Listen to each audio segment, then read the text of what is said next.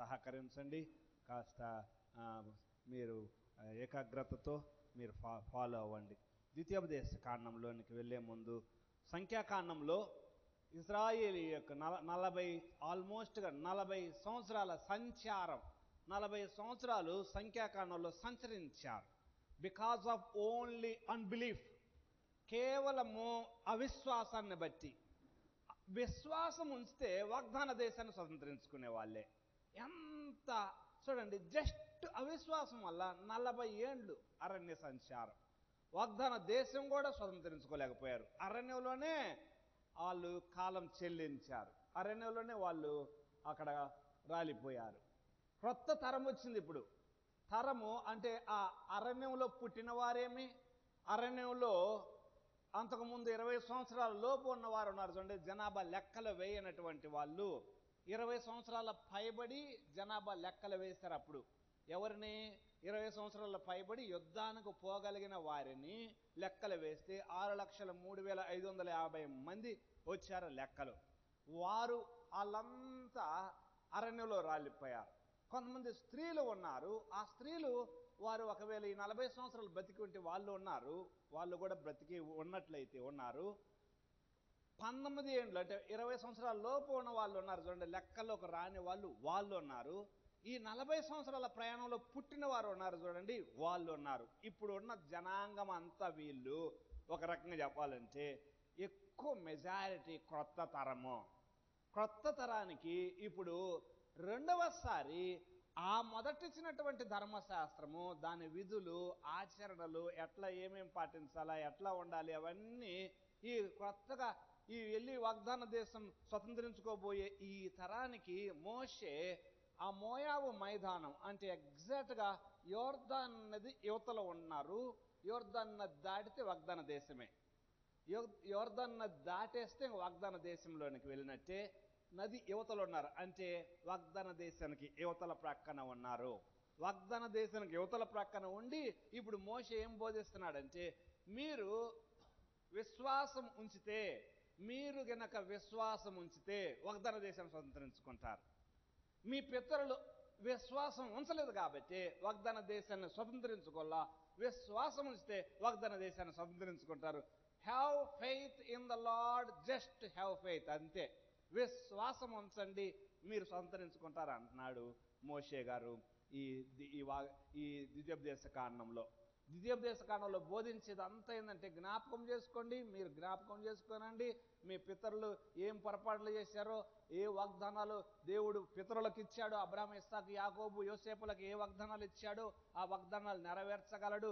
దానికి ఒకే ఒక నిదర్శనము ఐగుప్తులో నుండి బానిసలుగా ఉన్న మిమ్మల్ని బయటకు తీసుకురావటం.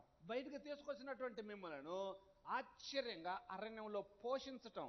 బండలో నుండి నీళ్లు రావటం ఏంటి, ఆకాశంలో నుండి ఆహారం రావటం ఏంటి, మాంసం కావాలంటే మాంసం ఇవ్వటం ఏంటి, ఆశ్చర్యత ఏ ఆయుధాలు మీ చేతిలో లేకపోయినా అమాలేకీ లాంటి వారితో యుద్ధాలు చేసి గెలవటం ఏంటి, ఓగు సీహోను రాజులు సంఖ్యాకాండంలో మనం చూస్తాం, వాళ్ళను ఆ రాజులను సహా ఓడించటం ఏంటి, ఇట్లా ఇవన్నీ దేవుడు మీ ద్వారా చేసిన అద్భుత కార్యాలు, మీ ద్వారా దేవుడు చేస్తున్నటువంటి అద్భుత కార్యాలు.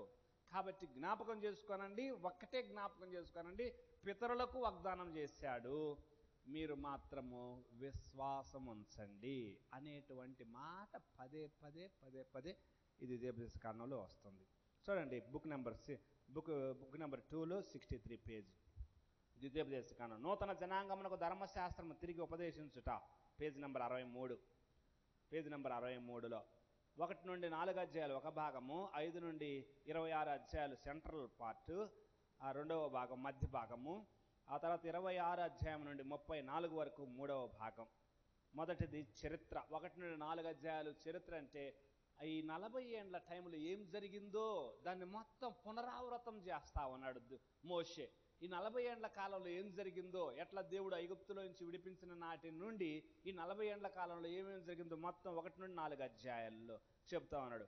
అబ్రహామును నిబంధనను పునః వక్కానించడం, మళ్ళా తిరిగి చెప్పటం, దేవుని విశ్వాస్యతను తిరిగి జ్ఞాపకం చేసుకోవటం, ఇశ్రాయేలు యొక్క విఫలత, వారందరూ ఎందుకు విఫలమయ్యారు, ఆ విఫలం కావటం వలన, విశ్వాసం ఉంచకపోవటం వలన ఏం నష్టం జరిగింది, అవన్నీ పేజీ నెంబర్ 65లో ఉన్నాను, 63లో ఉన్నాను. ఓకే, ఇశ్రాయేలు యొక్క విఫలత, విధేయత చూపాలని జ్ఞాపకం చేయటం. మధ్య భాగంలో చూస్తే దేవుని యొక్క ప్రస్తుత ఆజ్ఞలు ఏంటి, మీరేమేమి ఎట్లా పాటించాలి, ఆజ్ఞలు మరలా వస్తవి 10 ఆజ్ఞలు. ఓకే, అక్కడ నిర్గమాకాండంలో ఉన్నవి 10 ఆజ్ఞలు, ఇక్కడ మళ్ళా ఇస్తా ఉన్నాడు, ఎందుకంటే ఇది కొత్త తరం కాబట్టి. ఓకే, ధర్మశాస్త్రాన్ని తిరిగి ఉపదేశించడం, నైతిక చట్టాలు ఉన్నాయి. ఇశ్రాయేలు వినుమో 10 ఆజ్ఞలు, క్షమా హెచ్చరికలు 6వ అధ్యాయంలో వస్తుంది అది. ఆ తర్వాత పండుగలను గురించి, పరిశుద్ధ దినములను గురించి, సంస్కార చట్టాలు, అవి పరిశుద్ధత జీవితాల గురించి, కేంద్రీయ ఆరాధన ఎక్కడ ఉండాలి, 7వ సబ్బాతు సంవత్సరం, యాత్ర, పండుగల గురించి, వాటన్నిటి గురించి ఇస్తాడు. ఆ తర్వాత రాజ్యాంగ చట్టాలు, రాజ్యాంగం, సివిల్ అంతా, న్యాయాధిపతులు ఎట్లా ఉండాలి, రాజులు ఎట్లా ఉండాలి, లేవీలు ఎట్లా ఉండాలి, ప్రవక్తలు ఎట్లా ఉండాలి, ఆశ్రయపురాలు ఏంటి, అక్కడెక్కడెక్కడెక్కడ వాటిని స్థాపించాలి అనేటువంటివి. ఓకే, ఆ తర్వాత సామాజిక సోషల్, ఓకే, సోషల్ లాస్, సొసైటీలు ఎట్లా ఉండాలి, జ్యేష్ఠుల హక్కులు, విడాకులు ఇచ్చేటప్పుడు ఎట్లా, మరిది ధర్మ వివాహము, రూతు విషయంలో ఉదాహరణకు చూసాం కదా, అట్లా అలాంటివి. ఒక వ్యక్తి ఒకవేళ వివాహం చేసుకుని చనిపోతే ఆ కుటుంబీకులు ఎట్లా వివాహం చేసుకోవాలి, అలాంటివన్నీ వాటన్నిటి గురించి ఇస్తాడు. అంతా వెళ్ళబోయేటువంటి దేశంలో మీరు ఒక ప్రత్యేకమైన రీతిలో ఉండాలి, ఇవి మీకు చట్టాలు, ఇవి మీకు ఇదిగో ఆరాధనకు, లేకపోతే సివిల్ రాజ్యాంగ సంబంధమైనవి, అదే రీతిగా సోషల్ సామాజిక సంబంధమైన అన్ని నియమ నిబంధనలు ఇస్తూ ఉంటాడు. మరలా రిపిటేషన్ లాగానే ఉంటుంది మనకు. అక్కడ నిర్గమాకాండంలో, లేవి కాండంలో వచ్చినవే ఎక్కువగా మనకు అక్కడ వచ్చినవే ఇక్కడ కనపడుతూ ఉంటాయి. తర్వాత చివరికి చూస్తే 3వ భాగం 26వ అధ్యాయం నుండి 34 వరకు ప్రవచన వాగ్దానాలు, అంటే భవిష్యత్తులో ఏమేమి జరగబోతుంది అనేటువంటి ఉదాహరణకు అట్లా ఇస్తూ ఉంటాడు. నిబంధనను స్థిరపరచడం, ఆశీర్వాదాలు, శాపాలు అనేటువంటిది 28వ అధ్యాయం 29వ అధ్యాయాల్లో ఉంటాయి. పాలస్తీనా దేశపు నిబంధన ఆయన మాట్లాడుతూ, పాలస్తీనా దేశంలో మీరు ఎట్లా ఉండాలి, అటు ఐగుప్తులాగా ఉండద్దు, ఇటు వెళ్ళబోయే కనాను దేశంలాగా ఉండదు, ప్రత్యేకంగా ఉండండి అంటాడు. చివరికి వీడ్కోలు ప్రసంగం, వీడ్కోలు ప్రసంగంలో అన్ని గోత్రాలను ఆశీర్వదిస్తాడా. ఆ తర్వాత ఆయన ద్వితీయోపదేశ కాండంలో మోషే మరణం చూస్తాం. పేజీ నెంబర్ 64 తిప్పండి. అక్కడ పేజీ నెంబర్ 64లో మీరు చూస్తే ఇంకొద్ది డీటెయిల్డ్గా అక్కడ విభజన మనం చూస్తాం, జాగ్రత్తగా గమనించండి. 40వ సంవత్సరంలో మోషే ధర్మశాస్త్రాన్ని వివరించుట, ఫస్ట్ భాగం ముందు మాట అని ఉంది, 1వ అధ్యాయము 1 నుండి 5 వచనాలు. 40వ సంవత్సరం ఇది. ఈ ద్వితీయోపదేశ కాండం అంతా కేవలము లేవీ కాండం అంతా 1 నెల ఎట్లా జరిగిందో అట్లానే ద్వితీయోపదేశ కాండం అంతా 1 నెలే జరిగింది. ఓకే, ఐగుప్తు నుండి నిర్గమాకాండంలో అంతా ప్రయాణమై వచ్చేదంతా 1 year అక్కడ జరుగుతుంది. ఆ తర్వాత 1 నెల లేవి కాండంలో అక్కడ సీనాయి పర్వతం దగ్గర ఆరాధన జరుగుతుంది. ఆ తర్వాత 38 ఏండ్ల చిల్లర పైబడి 38 ఏండ్లు ఆ పైబడి అరణ్యంలో సంచారము, సంఖ్యాకాండం అంతా అరణ్య సంచారము, అరణ్యంలో ఆల్మోస్ట్ 40వ సంవత్సరము ఫైనల్లోకి వస్తున్నారు. 40వ సంవత్సరంలో ద్వితీయోపదేశ కాండం వచ్చేసరికల్లా 40వ సంవత్సరం చివరికి వస్తున్నారు. అంటే ఈ చివరి నెలలో వీరు దేవుడు ఆ వాగ్దానం చేసిన దేశానికి కనుచూపు మేరలో ఉన్నారు, కనుచూపు మేరలో ఉన్నారు. ఆ యోర్దాను నది దాటేస్తే అవతల ఫస్ట్ యోర్దాను నది దాటం మనం యెహోషువలోకి వచ్చినప్పుడు అది చూస్తాము. Okay, right. వెళ్ళబోయే ముందు మోషే ద్వారా దేవుడు ఏం చెబుతున్నాడు, గతంలో దేవుని విశ్వాసత ఎట్లా ఉన్నది అనేటువంటి ఇందాక చూసాము. అవన్నీ అబ్రాహాముతో దేవుడు నిబంధన చేశాడని, ఇశ్రాయేలీలు ఫెయిల్ అయిపోయారని, కాదేషు బర్నియా యొద్ద సనగటం వలన, తిరుగుబాటు చేయటం వలన వాళ్ళు 38 ఏండ్లు ఎడారి సంచారంలోనే క్రమశిక్షణ, వారందరికీ డిసిప్లైన్ నేర్పాడు దేవుడు. ఓకే, ఆ అవతల యోర్దాను అవతల అంటే ఓగు సీహోను రాజులు వాళ్ళని ఎట్లా జయించారనేటువంటివి కూడా విషయాలు మనం ఈ 1 నుండి 4 అధ్యాయాలలో మనం అక్కడ చూస్తాం. సీనాయి పర్వతం దగ్గర జ్ఞాపకం విధేయత చూపుటకు లేదా పరిణామాలు ఎదుర్కొనుటకు సవాలు విసిరాడు అక్కడ మోషే. విధేయత చూపిస్తే ఏమొస్తుందో, అవిధేయత చూపిస్తే ఏమొస్తుందో అనేటువంటిది ఒక ఫైనల్గా ఒక పిలుపునివ్వటం జరుగుతూ ఉందన్నమాట. చూడండి, 2వ భాగంలో చూస్తే అక్కడ దేవుని ప్రస్తుత ఆజ్ఞలు, నైతిక చట్టాలు ఒక భాగం, సంస్కార చట్టాలు రెండవది, మూడవది సామాజిక చట్టాలు, ఆ తర్వాత సాంఘిక మరియు ఇతర చట్టాలు, నైతిక మోరల్ లాస్ అనమాట. అన్ని మోరల్ లాస్లో అక్కడ ఏముంటుందంటే, ఆ ఇశ్రాయేలు వినుము అని అక్కడ మొదలు పెడతాడు. ఇశ్రాయేలు వినుము, 10 ఆజ్ఞలు ఇస్తాడు. 5వ అధ్యాయంలో 10 ఆజ్ఞలు ఉంటాయి. ఆ తర్వాత 6వ అధ్యాయంలో ఏమంటాడంటే, నీ పిల్లలను కూర్చోబెట్టుకుని నీ పిల్లలకు బోధించు. పిల్లలను ఎందుకు పిల్లలకు బోధించాలంటే, ఇశ్రాయేలీయులు పిల్లలను వాళ్ళు ఎక్కడికి వెళ్ళినా కానీ పిల్లలను వెంట తీసుకొని వెళ్ళిపోయి కూర్చున్నప్పుడు, లేచినప్పుడు, పడుకున్నప్పుడు అన్ని సమయాలలో దేవుని యొక్క ధర్మశాస్త్రాన్ని బోధిస్తూ ఉండేవాళ్ళు. ఎందుకంటే పిల్లలకు బోధించకపోతే ధర్మశాస్త్రము వారికి బోధించకపోతే వీళ్ళతోనే అంతమైపోద్ది ధర్మశాస్త్రం అనేటువంటిది. అందుకోసమే మీరు ఇదిగో ఇక్కడ కట్టుకోండి, బాసికంలాగా కట్టుకోండి అంటాడు. ఓకే, నుదుటి మీద కట్టుకోండి అంటారు. పరిసయ్యులు ముఖ్యంగా నుదుటి మీద కట్టుకోమన్నాడు కదా అని ఒక వాక్య భాగాన్ని వాళ్ళు చిన్న భాగంగా ఆడ పెట్టుకొని ఇక్కడ ఒక బాక్స్ లాగా పెట్టుకుని ఆడ కట్టుకుంటారు. వాళ్ళు లిటరల్గా వాళ్ళు ఫాలో అవుతారు. చేతులకు కట్టుకుంటారు, ఇక్కడ చేతులకు కట్టుకుంటారు. వాళ్ళు ద్వారబంధాలు ఉన్నాయి చూడండి, ద్వారబంధాల దగ్గర వాక్యం పెట్టుకుంటారు. అక్కడ దేవుడు చెప్పాడు కాబట్టి అది లిటరల్గా ఫాలో అవుతారు వాళ్ళు. ఓకే, వాళ్ళు అక్షరార్థంగా ఫాలో అవుతూ ఉంటారు. వాక్యాలు ఇదిగో చర్చెస్లో ఇట్లా వాక్యాలు ఉండటం అది మనకు జ్ఞాపకం చేస్తూ ఉంటాయి. జ్ఞాపకం చేసుకోనండి అనేటువంటిది పదే పదే మీరు చూస్తారు ఈ ద్వితీయోపదేశ కాండంలో. ఎడారిలో ఎందుకు పరీక్షలు ఎదురయ్యాయి అనేటువంటిది, ఆయన మీ నుండి ఏం కోరుతున్నాడు, ఆయనకు భయపడాలి, ఆయనకు విధేయత చూపించాలి, ఆయన్ని ప్రేమించాలి, సేవించాలి, ఆయన ఆజ్ఞలను పాటించండి అని అంటాడు. ఆ తర్వాత 2వ భాగంలో చూస్తే సంస్కార చట్టాలు. కేంద్రీయ ఆరాధన అంటే సెంట్రల్ ఏరియాలో దేవుడు చూపించే ఒక స్థలంలో, షిలోహులో మీరందరూ వచ్చి అక్కడ ఆరాధన చేయాలి అంటాడు. మీరందరూ వచ్చి, షిలోహు గుర్తుందా మీకు? షిలోహు ఎక్కడ, ఎవరి కాలంలో గుర్తు ఉంది? ఏలి. ఓకే, సమూయేలు టైంలో షిలోహులో ఆరాధన జరుగుతుంది. సమూయేలు వరకు, అంటే సమూయేలు సౌలు ఉన్నంత వరకు కూడా షిలోహులోనే ఆరాధన జరిగేది. ఎప్పుడైతే దావీదు రాజ్యం మీదకి వచ్చాడో, రాజుగా అయ్యాడో, దావీదు అలనాడు అబ్రహాం ఎక్కడైతే ఇస్సాకును బలి అర్పించాడు, మోరియా పర్వతములలో ఒక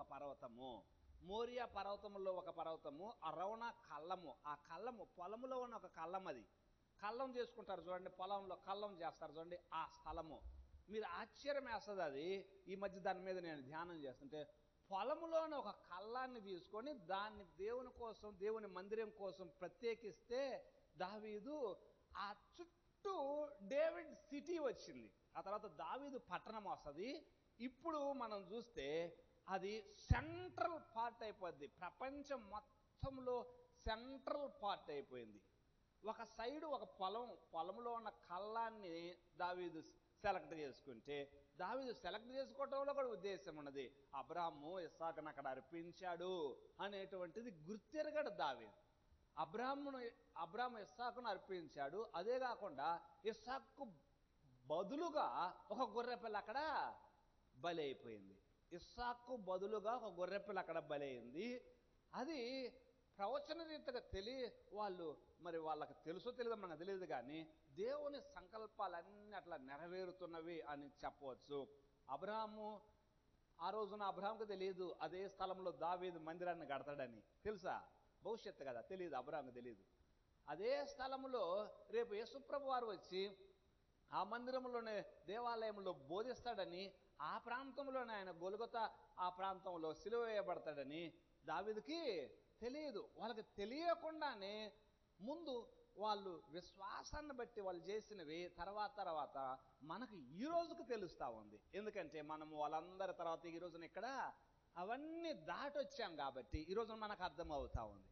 ఓకే, కాబట్టి మన పూర్వీకులు ఏదో వారు చేసినటువంటి ఆ విశ్వాసంతో చేసే పని ఫలితం ఉంది చూడండి, తర్వాత వాళ్లకు ఎంతో దీవెనకరంగా ఉంటుంది. మనం చేసే ఈరోజు ప్రార్థన మన తర్వాత వాళ్లకు, మన తర్వాత తరాలకు ఎంతో దీవెనకరంగా ఉంటుంది. అలనాడు మోరియా పర్వతాల్లో మేము వెళ్తున్నాం, బలిస్తున్నాం అన్నాడా దావీదు. ఆ పర్వతాల్లో ఒకటైన అరౌనా కళ్ళలో నేను కొంటానయ్యా అన్నాడా. అక్కడ మందిరం కోసం సామాగ్రి మొత్తం రెడీ చేసి పెట్టాడు దావీదు. ఆ స్థలములో సొలొమోను దేవాలయాన్ని అంగరంగ వైభవంగా తీర్చిదిద్దాడు. ఆ దేవాలయము ఆ రోజుల్లో ప్రపంచ వింతలలో ఒక వింతట. One of the wonders of the world ఆ రోజుల్లో. అందుకోసమే దేవాలయాన్ని చూడటానికి చాలా మంది వచ్చేవాళ్ళు వేరే దేశాల నుండి. దేవాలయం అద్భుత రీతి కట్టాడంట సొలొమోను. ఎట్లా ఉందో, ఎట్లా కట్టాడో, దానికి ఏ రాళ్ళు వాడారో, దానికి చెక్క ఏది వాడారో, ఆ రాళ్ళు ఎట్లా తీసుకొచ్చారో అదంతా తెలుసుకుందామని యెరూషలేముకు అంతగా టూరిస్టులు విపరీతంగా వచ్చేవాళ్ళు ఆ రోజుల్లో. సొలొమోన్ టైంలో అంతగా దావీదు టైంలో మొత్తం సేకరించి పెట్టాడా. దేవుడు అన్నాడు, నీవు కాదులే, నీ కుమారుని చేతకు నేను కట్టిస్తాను మందిరము, వెయిట్ చేయి అని చెప్పేసి కుమారుడు ఎప్పుడైతే వచ్చేసాడో దేవాలయం కట్టడం జరిగింది. అది కూడా ప్రపంచ వింతలలో ఒకటిగా ఉండేటట్టుగా కట్టడం, తీర్చిదిద్దటం జరిగింది. ఇదంతా దేవుని యొక్క ఆ ప్రణాళిక. కాబట్టి కేంద్రీయ ఆరాధన, దాని గురించి మనం మాట్లాడుతున్నాం. కేంద్రీయ ఆరాధన అంతకుముందు దావీదు రాకముందు షిలోహులో ఉండేది. షిలోహులో అందరూ సెంట్రల్ పాయింట్. మీరు ఒకసారి మ్యాప్ ఒకసారి తిప్పండి, బైబిల్లో మ్యాపులు తిప్పండి. షిలోహ్ ఎక్కడ ఉంది, యెరూషలేం ఎక్కడ ఉంది చూడండి. ఇశ్రాయేలీయుల గోత్రములను తెలుపు పటము ఉంటుంది చూడండి. ఇశ్రాయేలీయుల గోత్రములను తెలుపు పటము, ఇశ్రాయేలీయుల గోత్రాలను తెలిపే పటము ఒకసారి చూడండి. కొత్త బైబిల్లో ఏమున్నది, ఒకసారి కొత్త బైబిల్లో ఏముంటే అది చెప్పండి. అది మీది పాత బైబిలేనమ్మా. కొత్త బైబిల్ అంటే అమ్మ నీది కొత్త బైబిల్, నీ దాంట్లో ఏమున్నది? ఆ దారి కాదు, అది కాదు, యువతలు ఉంటుంది చూడు. కనాను విభజన, అది కనాను విభజన. కనాను విభజన దాంట్లో షిలోహ్ ఎక్కడ దొరికిందా మీకు? కనాను విభజన దాంట్లో షిలోహ్ ఉందా? యెరూషలేం ఎక్కడుంది? కింద ఉంది చూడండి. షిలోహు పైన ఉందా? యెరూషలేము కింద ఉంది. షిలోహు చూస్తే మీరు అక్కడ ఏ కొండ అంటే గెరిజీము కొండ దగ్గర ఉంటుంది కదా. గెరిజీము కొండ షిలోహు. ఓకే, యెరూషలేము కిందకు వస్తుంది. ఓకే, అది షిలోహు వచ్చేసేసి అక్కడ ఏ గోత్రంలో ఉంటుందంటే ఎఫ్రాయిము గోత్రంలో ఉంటుంది. యెరూషలేము వచ్చేసేసి యోదా గోత్రంలో ఉంటుంది. ఓకే, ఎఫ్రాయిము గోత్రంలో ఉంటుంది షిలోహు, యోదా గోత్రంలోనేమో యెరూషలేము ఉంటుంది. ఎప్పుడైతే దావీదు అక్కడ ఒకసారి షిలోహు గురించి మాట్లాడదాం. షిలోహు సెంటర్లో ఉందా లేదా? మ్యాప్ మొత్తంలో షిలోహు 12 గోత్రాలకు మధ్యలో ఉందా లేదా? సెంట్రల్ పార్ట్ కదా. సెంట్రల్ పార్ట్ అక్కడ వాక్యంలో మనం చూడబోతా ఉన్నాము.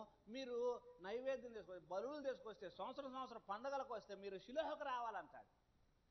ఎల్కానా అందుకోసమే హన్నాని పెనిన్నాని తీసుకొని ప్రతి సంవత్సరం వెళ్తాడు కదా, షిలోహుకు వెళ్తాడు. ఎందుకు షిలోహుకు అంటే షిలోహుకు వచ్చే ఆరాధన చేయాలి. ప్రత్యక్ష గుడారం ఉన్నది అక్కడ. వాళ్ళు ఏదైనా సరే షిలోహుకు రావాలి.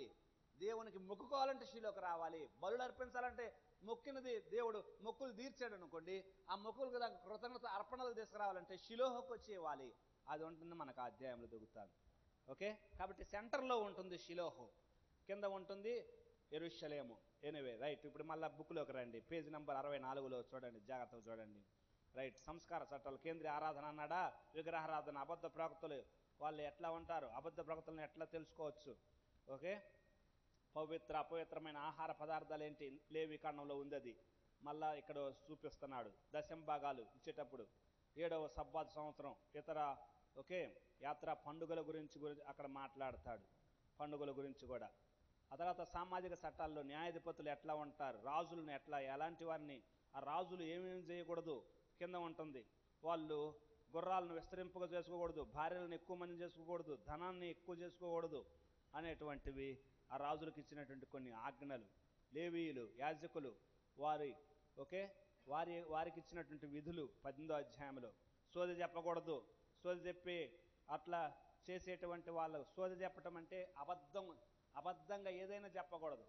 అబద్ధ ప్రవక్తలని అసలు ఉంచకూడదు అని అంటాడు. అబద్ధ ప్రవక్తలు అబద్ధంగా ఏం చెప్పకూడదు. నిజమైన ప్రవక్త యొక్క పరీక్ష ఏంటి? అతను చెప్పేది 100% నెరవేరుతుంది. 90% నెరవేరి 10% నెరవేరలేదనుకోండి, నిజమైన ప్రవక్త కాదు. 100% నెరవేరాల ప్రవక్త యొక్క ప్రవచనాలు అనేటువంటివి. ఓకే, తర్వాత ఆశ్రయపురాలు అంటే ఎవరైనా పొరపాటున ఏదైనా బై మిస్టేక్ ఎవరినైనా చంపడం జరిగిందనుకోండి, బై మిస్టేక్ ఆ ఆశ్రయపురాల్లోకి పారిపోవాలా. ఆశ్రయపురాలు ఉంటాయి. ఆశ్రయపురాలు అంటే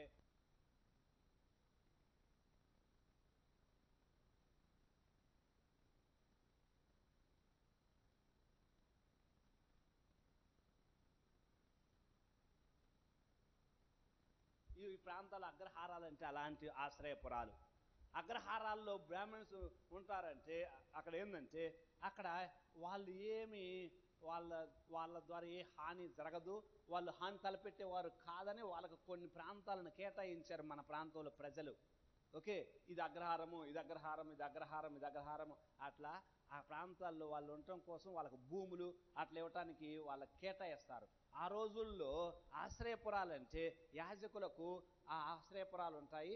ఆశ్రయపురాల్లో ఆ చుట్టుపక్కల ఉన్న భూములు వాళ్ళకి మాన్యాలు అంటారు చూడండి, మాన్యాలు అంటారు చూడండి, దేవాలయాలకు ఇచ్చే మాన్యాలు, యాజకులకు ఇచ్చేటువంటి భూములు ఆశ్రయపురాల కింద వాళ్ళకు ఉన్నటువంటి పట్టణాల కింద కొన్ని భూములు ఇస్తారు. ఆ భూముల్లో వాళ్ళు పంట వేసుకొని తిని బతుకుతారు. ప్లస్ వాళ్ళకి ఇవ్వబడినటువంటి డ్యూటీలు ఉంటాయి కదా, మందిరపు డ్యూటీలు, డ్యూటీ పలానా టైం నుండి పలానా టైము, ఈ ఈ 15 రోజులు, ఈ 15 రోజులు ఈ వంశంలో వీళ్ళు రావాలి, ఈ 15 రోజులు ఈ వంశంలో వీళ్ళు రావాలి.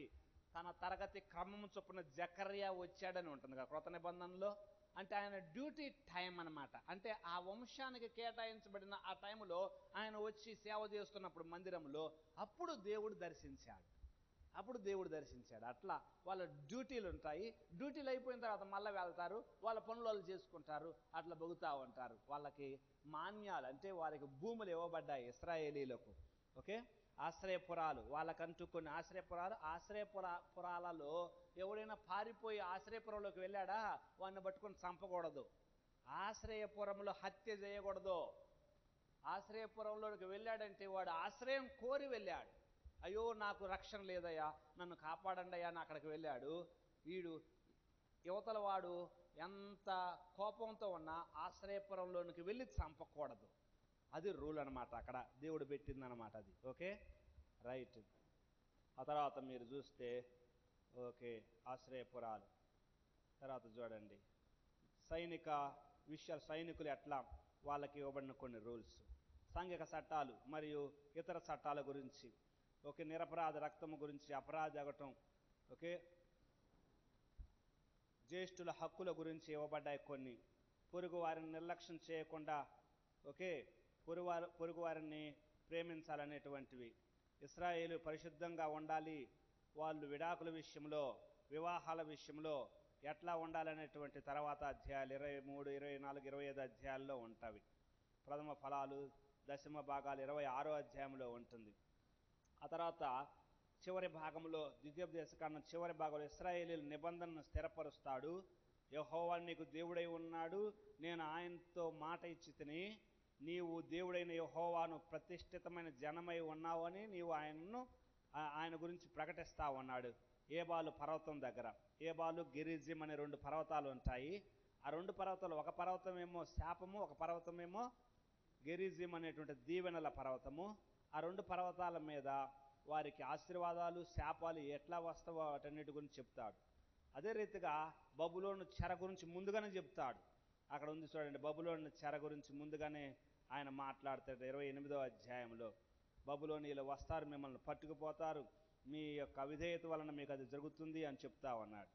ఓకే, అది ఎప్పుడో ఇర్మియా కాలంలో ప్రవచించబడింది. ఇది ఎప్పుడు, ఇది దరిదాపుగా మోషే ఇంకా బ్రతికే ఉన్నాడు, 1400 టైం ఇది.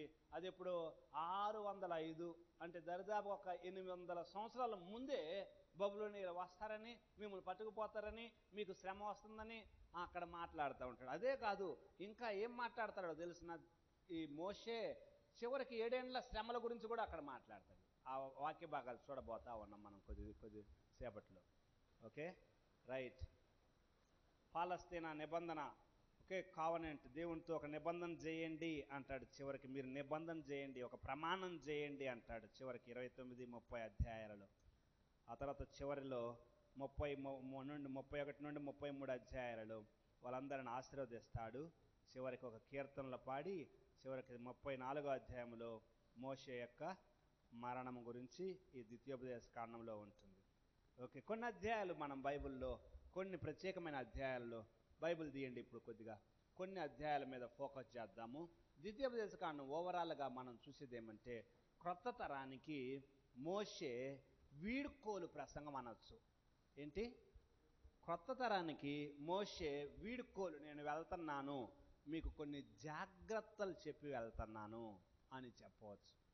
ఓకే, క్రొత్త తరానికి మోషే నేను వెళ్ళిపోబోతున్నాను, మీరు మాత్రం జాగ్రత్తగా వెళ్ళి స్వాధీనపరచుకొని అక్కడ జాగ్రత్తగా బ్రతకండి అని చెప్తాడు. కొన్ని అధ్యాయాల మీదనే ఫోకస్ చేస్తున్నాము. 1 నుండి 4 అధ్యాయాలలో పూర్వం ఏమి జరిగిందో, మిమ్మల్ని ఎట్లా దేవుడు తీసుకొని వచ్చాడో ఇంతవరకు అనేటువంటి ఆ విషయాలు కొన్ని రెఫరెన్స్లు చూద్దాం. దయచేసి జాగ్రత్తగా గమనించండి. ఓకే, చూడండి 1వ అధ్యాయంలో మీరు జాగ్రత్తగా 37వ వచనం. మరియు యెహోవా మిమ్మును బట్టి నా మీద కోపపడి నీ పరిచారకుడకు నూను కుమారుడైన యెహోషువ దానిలో ప్రవేశించును కానీ నీవు దానిలో ప్రవేశించవు. మీరు అట్లా అవిశ్వాసంతో ఉన్నారు. 37వ వచనం. ఓకే, కాబట్టి మీరు అవిశ్వాసులుగా ఉన్నారు, మీ పితరులు అవిశ్వాసులుగా ఉన్నారు, విశ్వాసం ఉంచలేదు. 33లో ఉంటుంది, రాత్రి అగ్నిలో పగలు మేఘములో మీకు ముందర నడిచిన మీ దేవుడైన యెహోవా యందు మీరు విశ్వాసం ఉంచలేదు. కాగా యెహోవా మీరు చెప్పిన మాటలు విని బహుగా కోపపడి నేను మీ పితరులకు ఇచ్చేదనని ప్రమాణం చేసిన ఈ మంచి దేశమును ఈ చెడ్డతరము వారిలో యెఫున్నె కుమారుడైన కాలేబు తప్ప మరి ఎవరు చూడడు. అతడు పూర్ణ హృదయంతో యెహోవాను అనుసరించును గనుక అతడు దాన్ని చూసును. కాలేబు గురించి మాట్లాడుతున్నాడు. అదే రీతిగా కాలేబే కాకుండా యెహోషువ కూడా వెళ్తాడు. ఎందుకంటే నెక్స్ట్ నాయకుడు యెహోషువని కిందే మాట్లాడతాడు. యెహోషువని నేను నాయకునిగా నియమిస్తున్నాను, మోషే నువ్వు వెళ్ళవు అని చెప్పేసి. ఓకే, ఆ తర్వాత 2వ అధ్యాయంలో ఒక వచనం చూద్దాం. 2వ వచనం. అంతటి యెహోవా నాకు ఇలాగూ సెలవిచ్చును, మీరు ఈ మన్యము చుట్టూ తిరిగిన కాలము చాలు, ఉత్తర దిక్కుకు తిరగండి. నీవు ప్రజలతో ఇట్లనము, శయీరులో కాపురమున్న ఏశావు సంతానమైన మీ సహోదరుల పొరిమేలను దాటి వెళ్ళబోతున్నారు, వారు మీకు భయపడుదురు, మీరు మిక్కిలి జాగ్రత్తగా ఉండండి, వారితో కలహపడవద్దు. ఏశావు సంతానంతో కలహపడవద్దు అంటాడు. అక్కడ మీరు జాగ్రత్తగా చూస్తే మోయాబీయులతో అమ్మోనీయులతో కూడా కలహపడవద్దు అంటాడు. మోయాబీయులు అమ్మోనీయులతో కూడా కలహపడవద్దు అంటే ఎందుకో? ఏశావు ఎవరు? తోబుట్టువేగా. ఏశావు యాకోబులు తోబుట్టువులే కదా. నీ తోబుట్టువే, ఒక తల్లి పిల్లలే, కాబట్టి వాళ్ళతో కలహపడవద్దు, వాళ్ళతో కయ్యమొద్దు వాళ్ళతో. మోయాబు అమ్మోనీయులు వాళ్ళెవరు? మోయాబు అమ్మోనీయులు వాళ్ళు లోతు సంతానం. లోతు ఎవరు? మళ్ళా లోతు చూస్తే అబ్రహాము యొక్క తమ్ముడు కొడుకు. కాబట్టి వాళ్ళతో కూడా మీరు కలహపడవద్దు. మనం చూస్తే రూత్ దగ్గరకు వస్తే కానీ అర్థమవుద్దు ఎందుకు వాళ్ళని పూర్తిగా సమూలంగా నాశనం చేయొద్దా అన్నది. ఎందుకో? రూత్ ఎవరు? మోయాబీయురాలు కదా. అంటే ఆయనకు ముందు తెలుసు రూతు వస్తుంది, ఒక ఆమె రావాలా, వీళ్ళు ముందే వీళ్ళని సమూలంగా నాశనం చేస్తే రూతు రాదని ఆయనకు ముందే తెలుసు. రూతు రాదు కాబట్టి వీళ్ళని సమూలంగా నాశనం చేయొద్దు అంటున్నాడు. కాబట్టి ఒకే వంశపు వాళ్ళు. ఈ రోజుల్లో ఎట్లా ఉందంటే పరిస్థితి, ఒకే ఇంటి వాళ్ళు. మా ప్రాంతంలో ఒక కుటుంబం మనది, అన్నదమ్ములే ఆపోజిట్ పార్టీలో నిలబడ్డారు. అన్నదమ్ములే, సొంత అన్నదమ్ములు ఆపోజిట్ పార్టీలో నిలబడి ఎంత భయంకరమంటే చాలా భయంకరమైన గొడవలకు దారితీసింది. చూడండి, కానీ దేవుడు ఏం చెబుతున్నాడంటే నీ తోబుట్టువులను నీవు జాగ్రత్తగా వారి మీద కలహపడవద్దు అంటున్నాడు. వారి మీద కలహపడవద్దు. ఎప్పటికైనా సరే మన కుటుంబాలలో కూడా మనము జాగ్రత్త పడాల్సిన విషయం ఏంటంటే మన బలహీనతలు మనం ఇతరులకు చెప్పుకోకూడదు. మన బలహీనతలు మనం ఇతరులకు చెప్పుకున్నాం అనుకోండి, రేపు మనం ఒకటవుతాం. ఏదో ఒక రోజుకి ఏదో ఒక మంచి ఇంట్లో శుభకార్యాలకు ఒకరినొకరు పిలుచుకోవాల్సి వస్తుంది తప్పకుండా. మన బలహీనత ఆల్రెడీగా వేరే వాళ్ళకి చెప్పామనుకోండి, వాని మీద వీడు, నేను నా తమ్ముడి మీద, నా వారి మీద చెప్తే ఆ రోజున విన్న వ్యక్తి నా గురించి నెగిటివ్గా మాట్లాడతాడు. అవునా కాదా? కాబట్టి దేవుడు ముందే చెప్పాడు ఇవన్నీ మనకు మంచి పాఠాలు. ఓకే, చూడండి అక్కడ, నీ చేతుల పనులన్నింటిలో నీ దేవుడైన యెహోవా నిన్ను ఆశీర్వదించెను. 7వ వచనం. ఈ గొప్ప అరణ్యంలో నీవు ఈ 40 సంవత్సరాలు సంచరించిన సంగతి ఆయన ఎరుగును. నీ దేవుడైన యెహోవా నీకు తోడై ఉన్నాడు, నీకేమీ తక్కువ కాదు. నీకు దేవుడు తోడు ఉన్నాడు, నీకేమీ తక్కువ కాదు అని దేవుడు చెప్తావు. నీకు ఏమీ తక్కువ కాదు, దేవుడు నీకు తోడుగానే ఉన్నాడు అంటున్నాడు.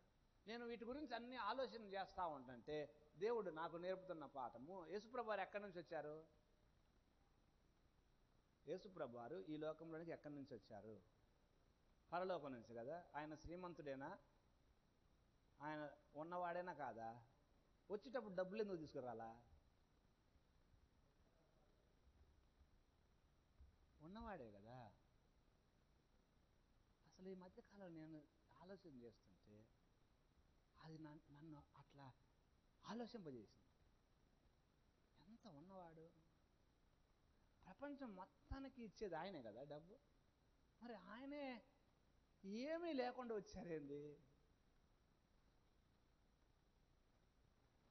శిష్యులు చూస్తే, శిష్యులను కూడా మీరు వెళ్ళేటప్పుడు సంచి కానీ జోలెలు కానీ తీసుకొని వెళ్ళొద్దా అన్నాడు కదా. నేనున్నాగా, మీకేమీ తక్కువ కాదు అన్నాడు. దేవునికి మహిమ కలుగుగాక. మీకేమీ తక్కువ కాదన్నాడు. 40 ఏండ్లు సంచారం చేసి అవిశ్వాసం వలన 40 ఏండ్లు ఏమైంది? వేస్ట్ అయిపోయింది. నీ పరిచర్య నా పరిచర్యలో ఎన్ని సంవత్సరాలు వేస్ట్ అయిందో నాకు తెలియదు. నేను అనుకుంటున్నాను ఈ రోజుల్లో 15 ఏండ్లు వేస్ట్ అయిందయ్యా నా పరిచర్యలో అని అనుకుంటున్నాను నేను.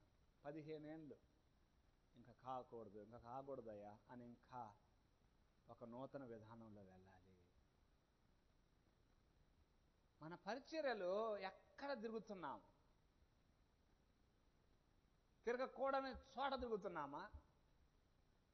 ఎక్కడ పట్టుకోకూడని పాదాలు పట్టుకుంటున్నావా?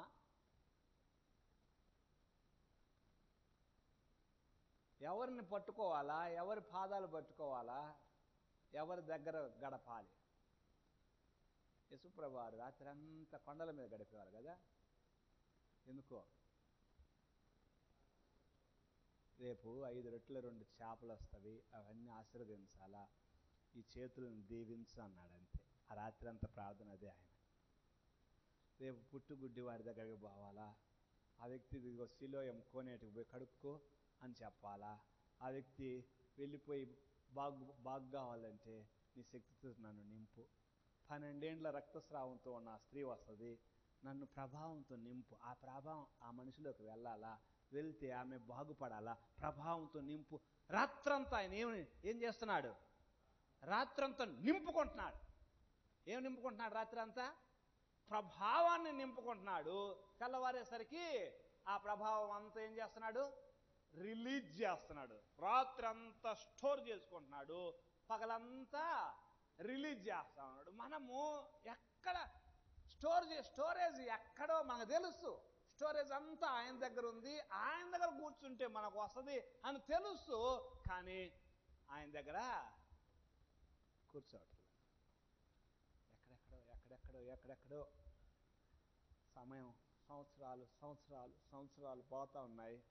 చివరికి చేసే శక్తి లేనప్పుడు వెనక్కి తిరిగి చూసుకుంటే ఇప్పుడు మోషేకి ఎన్ని ఏండ్లు? దరిదాపుగా మోషేకు 120 ఏండ్లు. 80 కాదు, 120 ఏండ్లు. ఇప్పుడు గమనించారా? 40 ఏండ్లు ఐగుప్తులో, 40 ఏండ్లు ఎడారిలో గొర్రెలు, ఇప్పుడు 40 ఏండ్లు ఎల్ చుట్టూ. అయిపోయిందా? యెహోషువకి ఎన్ని ఏండ్లు? 80 ఏండ్లు. యెహోషువకి 80 ఏండ్లు. ఇప్పుడు చూడండి, టైం అంతా అయిపోయిందాక మనం గనక మెలుకోపోతే చివరికి ఏమైందిరా, టైం అంతా ఏమైపోయింది అనుకుంటాం. ఏ సమయంలో ఎక్కడ ఎవరి దగ్గర మీరు నింపబడాలో అక్కడ ఆయన దగ్గర మీరు కూర్చొని నింపుకోండి. మీకు సమయం వృధా అయిపోయినందుకు చాలు, ఇక చాలు అన్నాడు కదా. అక్కడ వాక్యంలో ఏమన్నాడు? మీరు తిరిగిన కాలము చాలు. అదే 2వ అధ్యాయం 2వ వచనంలో, మీరు తిరిగిన కాలము చాలు, ఇంకా చాలు, తిరిగింది చాలు, ఇక్కడికి తిరిగింది చాలు, వద్దు, తిరగవద్దు అంటున్నాడు దేవుడు. నేను మీకేమీ తక్కువ కాదంటున్నాను. Okay, right. తర్వాత మీరు చూస్తే కింద వచనాల్లో మోయాబు జోలికి పోవద్దు అంటాడు. వాళ్ళని ఏమి చేయవద్దు అంటాడు.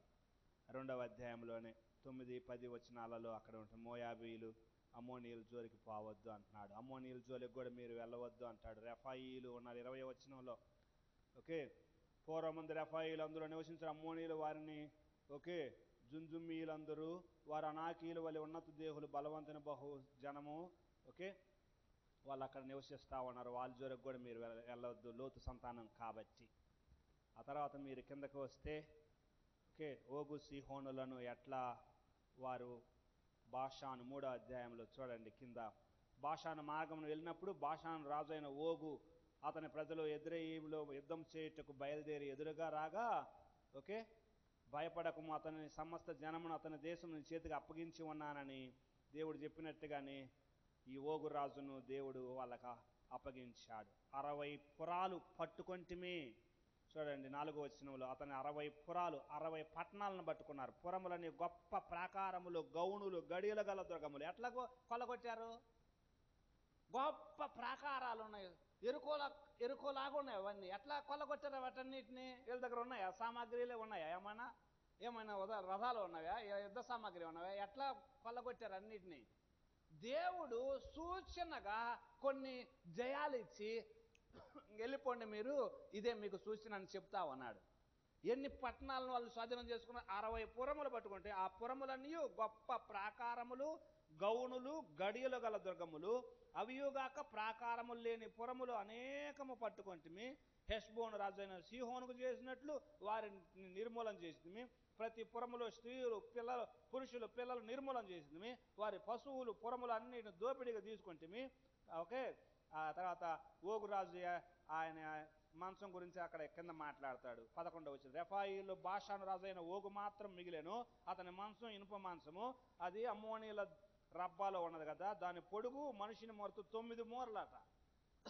ఓగు రాజు యొక్క మంచం ఎన్ని మూరలు? 9 మూరలు. అంటే ఎన్ని అడుగులు? మూర అంటే అడుగున్నర. 9 మూరలు అంటే 13.5 అడుగులు. మనం ఎన్ని అడుగులు ఉంటాము? 6 అడుగులు కదా. మన మంచాలు ఎన్ని అడుగులు? 6 అడుగులు ఉన్న వ్యక్తి 6.5 పెట్టుకుంటాడు కదా పొడవు. చెప్తున్నాను, 6 అడుగులు ఉన్నాడు అనుకోండి. ఉదాహరణకు మోహన్ బాబు ఇలాంటి వాళ్ళు ఉన్నారు, హైట్ పర్సన్స్. ఇదిగో ఆయన గారు, కుమార్ గారు, ఓకే, అలాంటి వాళ్ళు హైట్ పర్సన్స్. వాళ్ళు హైట్ వాళ్ళు ఇంకొక 6 అడుగు పెంచుకుంటారు కదా. 13.5 అడుగులు అంటే వాడి మంచము ఎన్ని అడుగులు ఉంటాడంటారు హైట్? ఒక 6 అడుగు తగ్గిస్తే 13 అడుగులు ఉంటాడా? ఉన్నాడా? ఈజీగా ఉంటాడు కదా. 12.5 13 అడుగులు హైట్ ఉంటాడు ఆ మనిషి. ఇది చూస్తే ఇది 12, నేను 6 కూడా లేను, నేను 6 లేను, తక్కువ ఉన్నాను. 12 అంటే దాని ఎత్తు ఉంటాడు ఆ వ్యక్తి. ఆ రూఫ్ ఎత్తుంటాడు, ఆ కప్పు ఎత్తుంటాడు వాడు. 4 మూరలు వెడల్పాట వాడి మనసు. 4 మూరలు వెడల్పుంటే 6 అడుగులు అంటే ఇదిగో ఇంత ఎడల్పు ఉన్నాడు వాడు. దరిదాపు అంటే నడుస్తున్నాడు అనుకోండి. వాడు నడుస్తుంటేనే జనం భయపడతారా? భయపడరా? అలాంటి వాడిని కూడా కొట్టేశారు వీళ్ళు. అలాంటి వాడిని కూడా కొట్టేశారంటే ఒక శాంపిల్ ఇస్తున్నా అంటున్నాడు దేవుడు. ఏమంటున్నాడు? ఒక శాంపిల్, ఇది శాంపిల్ చూడండి, ఇది ఒక శాంపిల్, మీరు స్వతంత్రించుకుంటారు పోయినా అంటున్నాడు. అది శాంపిల్, ఇది జస్ట్ శాంపిల్ మాత్రమే అంటున్నాడు. ఓగు సీహోన్ రాజులను ఇచ్చి ఇది జస్ట్ శాంపిలే, ఇంకా ముందు ఇంకా ఎన్నో చేస్తారు, మీరు వెళ్ళండి, ఇవి శాంపిల్ మాత్రమే అంటున్నాడు. దేవుడు శాంపిల్ చూపించి మీకు చూపించాడు. మీరు దేవుడు ఎట్లా చేశాడు జ్ఞాపకం చేసుకోండి, మీరు జయిస్తారు, భయపడవద్దు అని చెప్పేసి ఈ క్రొత్త తరాన్ని దేవుడు ఏం చేస్తున్నాడు? పురికొల్పుతున్నాడు మోషే ద్వారా. క్రొత్త తరానికి ఒక పురికొల్పు, motivation. You are going to do it, you can do it, మీరు చేస్తారు, మీరు చేయబోతున్నారు అంటున్నాడు దేవుడు మోషే ద్వారా. అది ఇలాంటి మెసేజ్లు చాలా అవసరం మనం ఈ రోజుల్లో పిల్లలకు. అందుకోసం ఈ రోజుల్లో ఎక్కువ మంది ఏమంటున్నారంటే పాజిటివ్ వర్డ్సే వాడండి అంటున్నారు. ఏం వాడాలా? పాజిటివ్, ఎక్కువ పాజిటివ్గా మాట్లాడండి. మీరు చేయగలరు, ఏదైనా మీరు చేయగలరు, మీకు అసాధ్యమైంది ఏది లేదు, మీరు చేయగలరా, నీకెందుకు సాధ్యం కాదురా అని చెప్పేసి అనాలి మనం. ఓకే, మా పెద్దవాడు ఫస్ట్ మార్క్ రాలేదని ఎప్పుడు వాడు ఏడుస్తూ ఉండేవాడు. వాడు అనేవాడు, ఫస్ట్ ర్యాంక్ రాలేదు డాడీ, ఫస్ట్ ర్యాంక్ రాలేదు డాడీ అని ఏడ్చేవాడు. ఎవడికైనా వేరే వాడికి వస్తే వాడు తట్టుకోలేడు అసలు. ఫస్ట్ ర్యాంక్ వేరే వాడికి పోయిందంటే ఆ రోజు ఏడుస్తాడు. నేను వాడిని ఎట్లా సముదాయించేవాడిని తెలిసిన, అరే వాళ్ళు ఫీజు కడుతున్నారు కదరా, వాళ్ళ డాడీ వాళ్ళు కూడా ఫీజు కడుతున్నారుగా, మరి వాళ్ళ పిల్లలు కూడా ఫస్ట్ ర్యాంక్ రావాలి అనుకుంటారా అనుకోరా? మనం ఫీజు కడుతున్నాం, వాళ్ళు కడుతున్నారు. ఈ టిప్పుకు వాడిని తీసుకొని ఈసారి ట్రై చేయి అంటాను నేను. సరే డాడీ అంటాడు.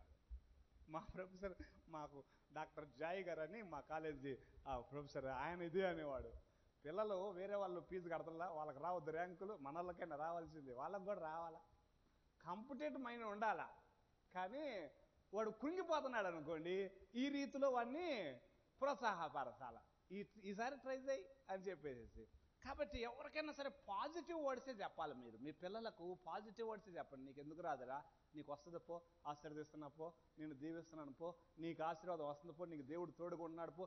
మోషే చేసేది అదే. ఇక్కడ మీరు ఇదిగో ఓగు సీహోను రాజులను మీరు జయించారా, మీ పితరులు జయించారు, ఇదంతా జయం వచ్చిందా, మీకు ఇంకా పెద్ద పెద్ద పట్టణాలు మీరు జయించబోతున్నారు, మీకు తోడుగా ఉన్నాడు దేవుడు, ఎల్లండి మీరు స్వాధీనం చేసుకుని అంటున్నాడు. ఆ మాటలు ఎట్లా ఉన్నాయంటే, మనం వెళ్ళగలవరా, మనం జయించగలవరా, మనకు వల్ల ఎందుకు కాదురా అని చెప్పేసి. యోర్దాను దాటారా, ఫస్ట్ అటాక్ దేని మీద, యెహోషువకు వస్తున్నా, దాని ముందే వెళ్తున్నా నేను, ఒక అడుగు ముందెళ్ళి చెప్తున్నాను. యెహోషువలు యోర్దాను దాటగానే ఫస్ట్ అటాక్ ఏంటి, ఎరుకో కదా.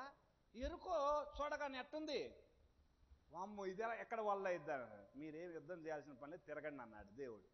తిరగండి తిరగండి అంటే పోతున్నారు, తిరుగుతున్నారు, వస్తున్నారు, పోతున్నారు, తిరుగుతున్నారు, వస్తున్నారు, పోతున్నారు, తిరుగుతున్నారు, వస్తున్నారు. ఆ గోడ మీద ఉన్న వాళ్ళకి ఏం అర్థం కావట్లే, వీళ్ళేంద్రా తిరుగుతున్నారు, పోతున్నారు, తిరుగుతున్నారు, వాళ్ళు చోద్యం చూస్తున్నారు, వీళ్ళేందుకు తిరుగుతున్నారు, వాళ్ళు ఏం కాదనుకుంటున్నారు. ఒక రోజు అయిపోయింది, 2 రోజులు అయిపోయింది, 3 రోజులు అయిపోయింది, 4 రోజులు అయిపోయింది, 5 రోజులు, 6 రోజులు అయిపోయింది. 6 రోజులు కూడా తిరిగారు, ఇంటికి వచ్చారు, మేలకొండ పనుకొండ నిద్రపోయారు. మళ్ళీ 7వ రోజు వెళ్ళారు. ఈ 6 రోజులు ఏం కాదు, ఈ రోజు ఏమన్నా ఇంకేమన్నా ఒరుగుద్దా అనుకుంటున్నారు వాళ్ళు. గోడ మీద ఉన్నారు, గోడ మీద ఇల్లు ఉన్నాయా లేవా, రహాబు ఇల్లు గోడ మీదనే ఉంది. చాలా మంది విచిత్రంగా చూస్తున్నారు. 6వ రోజు 6 సార్లు తిరిగారా, 7వసారి ఒక్కసారి బోరలో కేకలైపోయింది. బోర్లు ఎప్పుడు కేకలు వేశారు, ఒక్కసారి కూలిపోయింది అంతే. వాళ్ళకి 6 రోజులు ఏంటి, 6 రోజులు వాళ్ళ దృష్టిలో, గోడ మీద ఉన్న వాళ్ళ దృష్టిలో వీళ్ళెవరు, ఫెయిల్యూర్, అవునా కాదా. 6 రోజులు వీళ్ళు ఓడిపోయిన వాళ్ళే. వీళ్ళని యుద్ధం చేయమల్ల దేవుడు ఏమన్నాడు, తిరగండి అన్నాడు, అంతే. మనం విశ్వాసమే. నేను వచ్చేటప్పుడు సంచులు వేసుకొని రాలా, పైనుంచి యేసుప్రభువారు చెప్పే మాట, నేను సంచులు వేసుకొని రాలా, బ్యాంక్ బ్యాలెన్సులతో రాలా, డబ్బులు ఉంగరాలు బంగారంతో రాలేదు. మీకేమీ తక్కువ కాదు. ఆ మాట నన్ను నిజంగా బాగా బలపరుస్తున్నాను.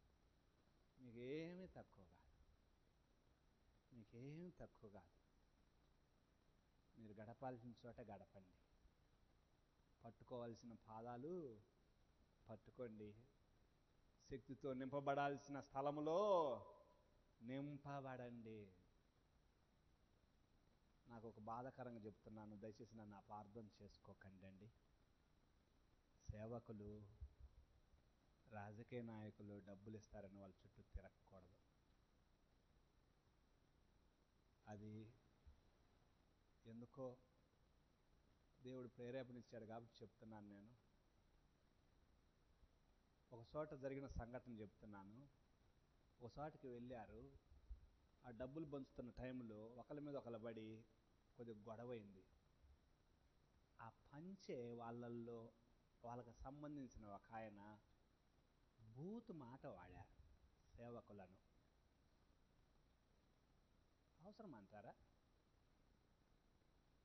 1000 2000 ఎన్ని రోజులు వస్తాయి?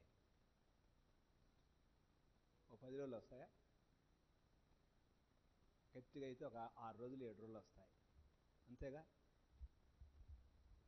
కాబట్టి మనము పట్టుకోవాల్సిన ఆయన పాదాలు పట్టుకోవటం మంచిది, అది చాలా మంచిది. మనం గౌరవంగా ఉండాలి, గౌరవంగా బ్రతకాలి, అది మంచిది. తర్వాత చూడండి, మీరు కిందకు వస్తే, ఇదిగో ఓగురాజు అంత బలాఢ్యుణ్ణి ఎట్లా మట్టి కరిపించారు అవన్నీ మాట్లాడుతా ఉన్నాడా.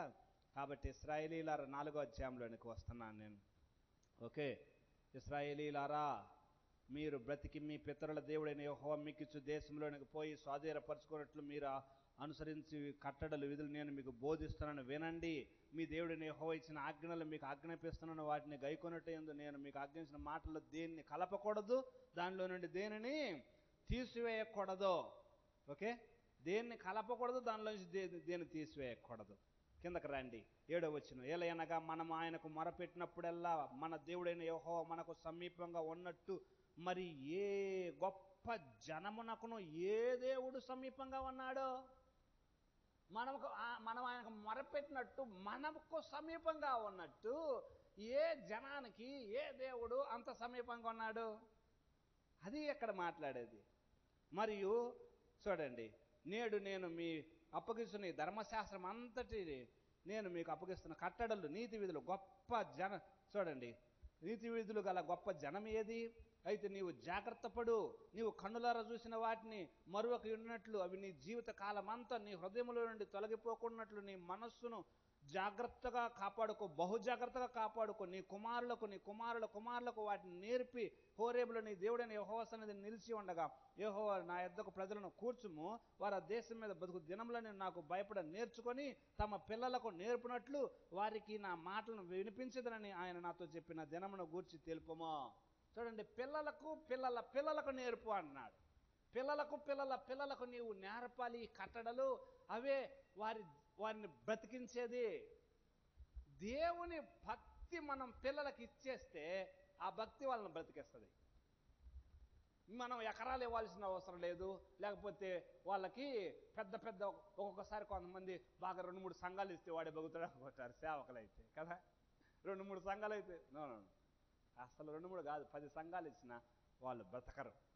వాళ్ళు బ్రతకాలంటే వాళ్ళు ఏంటంటే వాళ్ళకి దేవుని మీద భక్తి నేర్పటం మనం నేర్పితే వాళ్ళు ఎట్లాగైనా బతుకుతారు. వ్యాపారస్తుడు అనుకోండి, ఉదాహరణకు వ్యాపారస్తుడు 2 కొట్లు వేస్తాడు కదా. వ్యాపారస్తుడు ఏం చేస్తాడు? ఆ సెంటర్లో ఒక కొట్టు, ఈ సెంటర్లో ఒక కొట్టు, 2 కొట్లు, చిన్నోడికి ఒక కొట్టు, పెద్దోడికి ఒక కొట్టు వేస్తాడు. మనం అట్లా ఈ సేవ 4-5 సంఘాలు ఇస్తే వాడు బతుకుతాడు? అట్లా కాదు, అది జరగదు. మనం ఇవ్వాల్సిందల్లా ఏంటంటే వారికి భక్తినివ్వాలి, ప్రభు మీద ఆధారపడటం నేర్పాలి. ప్రభువుని వాళ్ళే అడగాల, వాళ్ళ రిసోర్సెస్ వాళ్ళే సంపాదించుకోవాలి. మనము అన్నం, కొంతమంది చెప్పేది ఏంటంటే ఆకలైన వానికి అన్నం ఆ టైంలో పెట్టు, రోజు పెట్టద్దు అంటాడు. ఏంటంటే ఆకలైన వానికి ఆ టైంలో అన్నం పెట్టు కానీ రోజు పెట్టద్దు. అన్నం సంపాదించుకోవటం నేర్పు అంటాడు. ఏంటి? అన్నం సంపాదించుకోవటం నేర్పితే ఇంకా వాడు రోజు నీ దగ్గరికి రాడు. ఓకే, కాబట్టి మనం పిల్లలకి ఏమంటున్నాడు మోషే? నీ పిల్లలకు నేర్పు, భక్తి నేర్పు. వాళ్ళకి భక్తి నేర్పితే వాళ్ళు బతుకుతారు. అందుకోసమే ఇక్కడ మనుష్యుడు రొట్టె వలన కాదు దేవుని నోటి నుండి వచ్చు ప్రతి మాట వలన బ్రతుకును అనేటువంటి ఒక మాట చూడండి. 8వ అధ్యాయంలో ఆ మాట ఉంటుంది. 3వ వచనంలో, ఆహారం వలననే గాక యెహోవా సెలవిచ్చిన ప్రతి మాట వలన నరులు బ్రతుకుదురని నీకు తెలియజేయుటకు ఆయన నిన్ను అణచి నీకు ఆకలి కలుగజేసి నీవే నీ పితరులే గాని ఎన్నడెరు గాని మన్నాతో నిన్ను పోషించెను. మనుషుడు దేని వలన కాదు బ్రతికేది? రొట్టె వలన కాదు బ్రతికేది.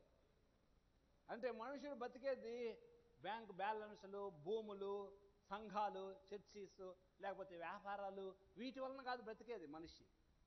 దేవుని నోట నుండి వచ్చే ప్రతి మాట వలన పోతాడు. ఆహారం ఇవ్వు అన్నాడు దేవుడు కదా. ఎవరికి? కాకికి చెప్పాడు.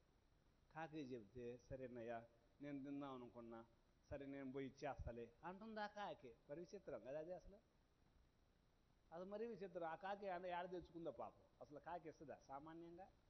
కాకి తీసుకోవటమే కానీ కాకి ఇవ్వటం జరుగుతుందా? నీకు కావాలంటే ఈసారి దానికంటే పెద్ద మొక్క ఇస్తాలే, నువ్వు పోయి ఇచ్చిరాపో అన్నాడేమో దేవుడు, నాకు తెలియదు. నీకు ఇస్తే ఇంకొద్దిగా పెద్దది దొరుకుతుందిలే అన్నాడేమో. సరే అయితే పెద్దది దొరుకుతుంది వదులుకుంటాలే అంటదా? అది పెద్ద దొరుకుతుంది వదులుకుంటాలే అంటుందిగా గ్యారంటీగా. సారైపోతే దొరాలు చూడండి, అది ఎంత విచిత్రమో. అయ్యా ఈ పూటకి ఉంటే పూటకు ఉంటే ఉంది ఒకటి, ఫస్ట్ నాకు తీసుకురా అన్నాడా ఏలియా? పూటది ఉంటే ఉంది, ఈ పూటకు అయితేంది.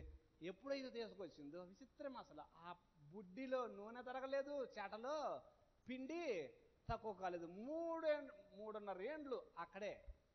అంతా దేవుని మాట. అది ఒక దేవుని మాట వలన మనిషి బ్రతుకుతాడు. మనిషి బ్రతికేది ఆ పిండి వలన కాదు, ఆ రొట్టె ముక్క వలన కాదు. మనిషి బ్రతికేది దేవుని మాట వలన. ఆ మాట ఆయన సెలవేస్తాడు. నిన్న ఎక్కడో నేను వింటా ఉన్నాను, నా భార్య చెప్తా ఉంది. ఒక అమ్మాయిట వాళ్ళ అమ్మ కోసం బాగా ప్రార్థన చేస్తూ ఉందట. ఒక అమ్మాయి వాళ్ళ అమ్మ హాస్పిటల్లో ఉంటే బాగా ప్రార్థన చేస్తుంది. రియల్గా జరిగిన సంఘటన ఇది. ప్రార్థన చేస్తూ ఉంటుంటే ఆ ప్రార్థన చేస్తూ మరి ఫోన్ తీసుకొని ఎవరికో ఒక ఫోన్కి, ఆ ఫోన్ నెంబర్లో ఒక ఫోన్ రింగ్ ఇచ్చింది. ఒక ఫోన్కి రింగ్ ఇచ్చింది. ఆ ఫోన్ వెళ్ళిపోయింది. ఈమెకి తెలియదు, ఎవరిదో ఆ నెంబర్ తెలియదు, అసలు తెలియకుండానే రింగ్ ఇచ్చింది. ఆ రింగ్ అయింది, అక్కడ వేరే ఆయనకు రింగ్ అయింది. అక్కడ ఆయన ప్రార్థన చేసుకుంటూ ఉంటుంటే ఆయనకి దేవుడు చెబుతుంది, ఇదిగో నువ్వు బయలుదేరు, ఒక హాస్పిటల్కి బయలుదేరు, ఒక హాస్పిటల్లో నువ్వు పలానా చోటకి వెళ్ళాలా అని దేవుడు ప్రేరేపణ చేస్తా ఉన్నాడట. ఆ రింగ్ వచ్చింది, ఆగిపోయింది. ఇంకా దేవుడు ప్రేరేపిస్తే ఆయన బయలుదేరి వచ్చాడు. ఆ హాస్పిటల్లోకి వస్తే ఆ హాస్పిటల్లో ఈ బెడ్ అమ్మటి, ఈ బిడ్డ, చిన్న బిడ్డ కూర్చుంది. వాళ్ళమ్మ బెడ్ మీద ఉంది. ఏమయ్యా వచ్చారు, ఏందని అడుగుతుంది వాళ్ళ అమ్మ. నాకు తెలియదమ్మా, నాకు ఇదిగో ఇట్లా రింగ్ వచ్చింది, నీ దగ్గరకు వెళ్ళి హాస్పిటల్కి వెళ్ళి ప్రార్థన చేయమని దేవుడు నాకు ప్రేరేపణ చేశాడు, నేను ప్రార్థన చేయడానికి వచ్చా అంటున్నాడు ఆయన. దేవుడు ఆశ్చర్యంగా ఏ టైంలో ఎవరికి ఎట్లా మేలు చేయాలనో మేలు చేస్తాడు. ఆయన ప్రార్థన చేయటం, ఆమె దేవుని కృపను బట్టి స్వస్థత పొందుకోవటం జరిగింది. అది దేవుడు చేసే ఘనకార్యాలు. దేవుని నోట నుండి వచ్చే ప్రతి మాట వలన మనుషులు బతుకుతారు. మనుషులు బతికేది అది. ఓకే, కొన్ని వచనాలు దయచేసి ఇంకా కొన్ని అధ్యాయాలు చూద్దాం. 4వ అధ్యాయం వరకు అక్కడంతా పాత గడిచిన చరిత్ర. 5వ అధ్యాయం నుండి అక్కడ 5వ అధ్యాయంలో మీరు చూస్తే అక్కడ 10 ఆజ్ఞలు ఉంటాయి. ఇదిగో 10 ఆజ్ఞలు, మళ్ళా పైన ఆకాశం అందు కింద భూమి కూడా, భూమి అందు కానీ దేని పోలిక కూడా మీరు నిర్మించుకోకూడదని చెప్పేసి ఆ 10 ఆజ్ఞలు ఉంటాయి. 6వ అధ్యాయంలో నీవు నీ కుమారుడు నీ దేవుడిని యెహోవాకు భయపడి నేను నీకు ఆజ్ఞాపించే ఆజ్ఞలన్నీ కట్టడలు జీవితం అంతా గైకొనుచు దీర్ఘాయుష్మంతుడు అగునట్లు స్వాధీనపరచుటకు ఏరు దాటి వెలుచున్న దేశమందు మీరు జరుపుకున్నట్టుకు మీరు బోధించాలి. చూసారా? కాబట్టి ఇక్కడ ఏమంటున్నాడు, ఇశ్రాయేలు వినుము అంటాడు. 6వ అధ్యాయం 4వ వచనం, మన దేవుడైన యెహోవా అద్వితీయుడగు యెహోవా, నీ పూర్ణ హృదయంతో, పూర్ణాత్మతో, పూర్ణ శక్తితో నీ దేవుడైన యెహోవాను ప్రేమించాలి.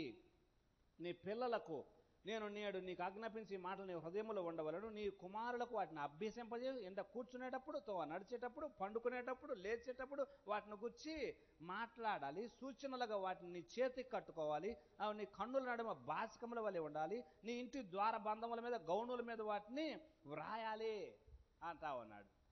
బాసికల్లాగా ఉండాలి అంటున్నాడు. బాసికల్లాగా ఉండాలంటే అక్కడక్కడ కొంతమంది మామూలుగా గుర్తుందా మీకు, కొంతమంది చేతులకు కొన్ని దారాలు కట్టుకుంటారు, రంగుల దారాలు కొంతమంది కట్టుకుంటూ ఉంటారు, కొంతమంది వేరే దారాలు కట్టుకుంటూ ఉంటారు. ఇదంతా ఎక్కడి నుంచి వచ్చిందంటే ఇదిగో బైబిల్లో దేవుడు చెప్పినటువంటి వాటన్నిటిలో వాటి మోడల్ అది. చేతులకు కట్టుకో, చదువు.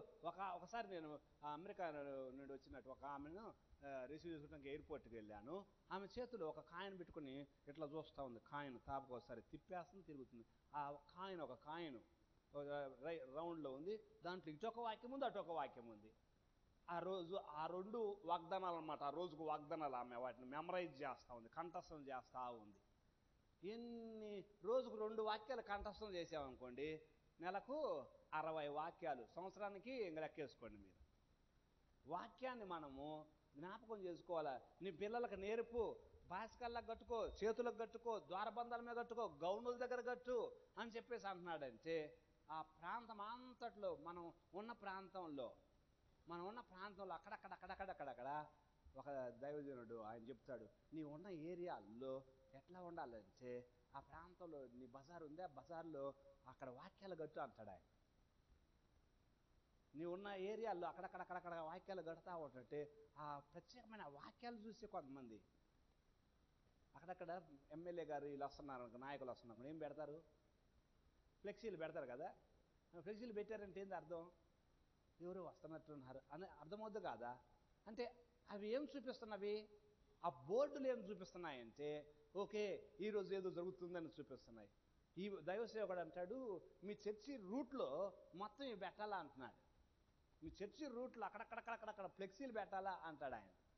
ఆ ఫ్లెక్సీల మీద ఏం పెట్టాలా? చర్చి పేరు అయి కాదు, వాక్యాలు పెట్టి ఆ చర్చి పేరు ఎక్కడో కింద కొద్దిగా చిన్నది కనపడినట్టుగా అది చాలు. ఎవరు పెట్టిందని వాళ్ళు జాగ్రత్తగా చూశారనుకోండి, దగ్గరకు వచ్చి దాని మీద ఇటు నెంబర్ ఉంటుంది, ఆ నెంబర్కి ఫోన్ చేస్తారు. పెట్టాల్సింది ఏంటి? వాక్యాలు పెట్టండి అంటాడు ఆయన అట్లా చెప్తా ఉంటాడు. వాక్యాలు గౌనుల దగ్గర వాక్యాలు ఉండాలంటున్నాడు. అంటే గౌనుల దగ్గర ఉండాలంటే అర్థం ఏంటి? ఊరి గౌనుల దగ్గర ఉండాలంటే మీ ఊరి గౌనుల దగ్గర పెట్టండి అంటున్నాడంటే మనం మన వీధిలోనైనా పెట్టుకోవాలి.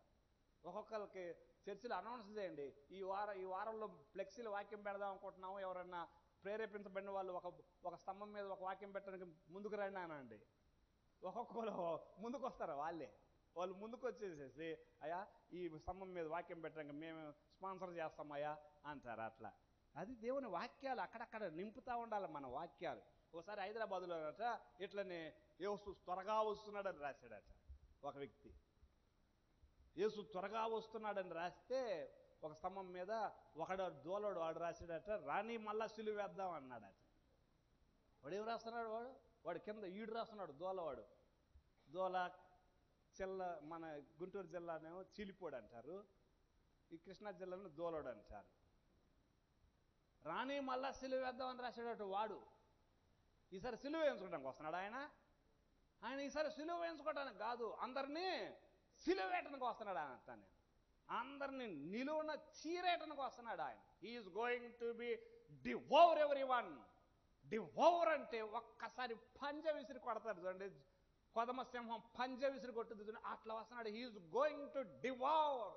ఒకసారి వచ్చాడు మౌనంగా ఉన్నాడు, ఈసారి మౌనంగా ఉండటానికి రావడం లేదు ఆయన, తీర్పు తీర్చడానికి రాబోతున్నాడు. ప్రతి మోకాలు వంగుతుంది, ప్రతి నాలుక ఆయన ప్రభు అని ఒప్పుకుంటుంది.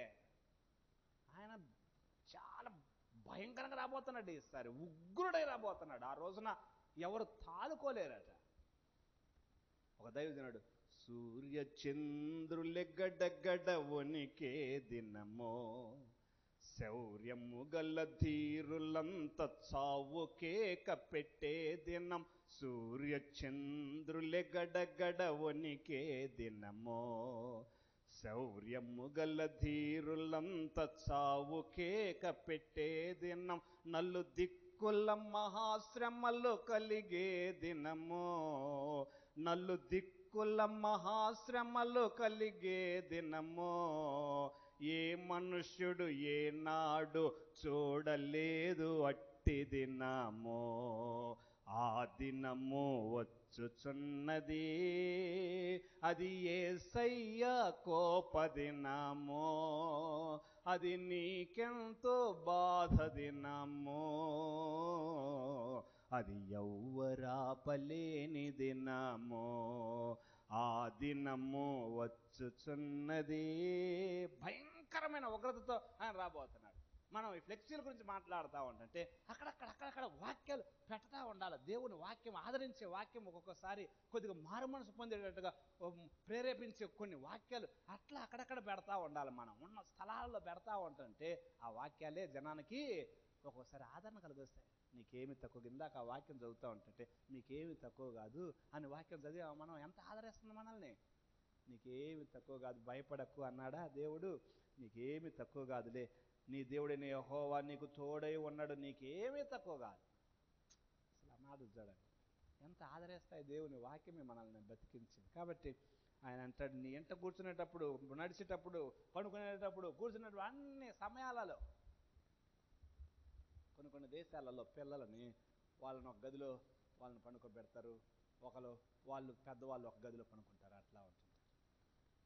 కానీ ఇశ్రాయేలీలు ఈ దేశంలో అయితే పిల్లలను పక్కనే పడుకోబెట్టుకొని వాళ్ళు ఆ పిల్లలకు బోధిస్తూ ఉంటారు. నీవు పండుకునేటప్పుడు అని ఉంది కదా అక్కడ, నీవు పండుకునేటప్పుడు అంటే వాళ్ళని పక్కనే పండుకోబెట్టుకొని ఒక్కసారి ఆకాశం వైపు చూడనా, నక్షత్రాలు ఎట్లా ఉన్నాయి, అసలు ఎంత అత్యద్భుతంగా ఎవరనుకున్నా సృష్టించింది.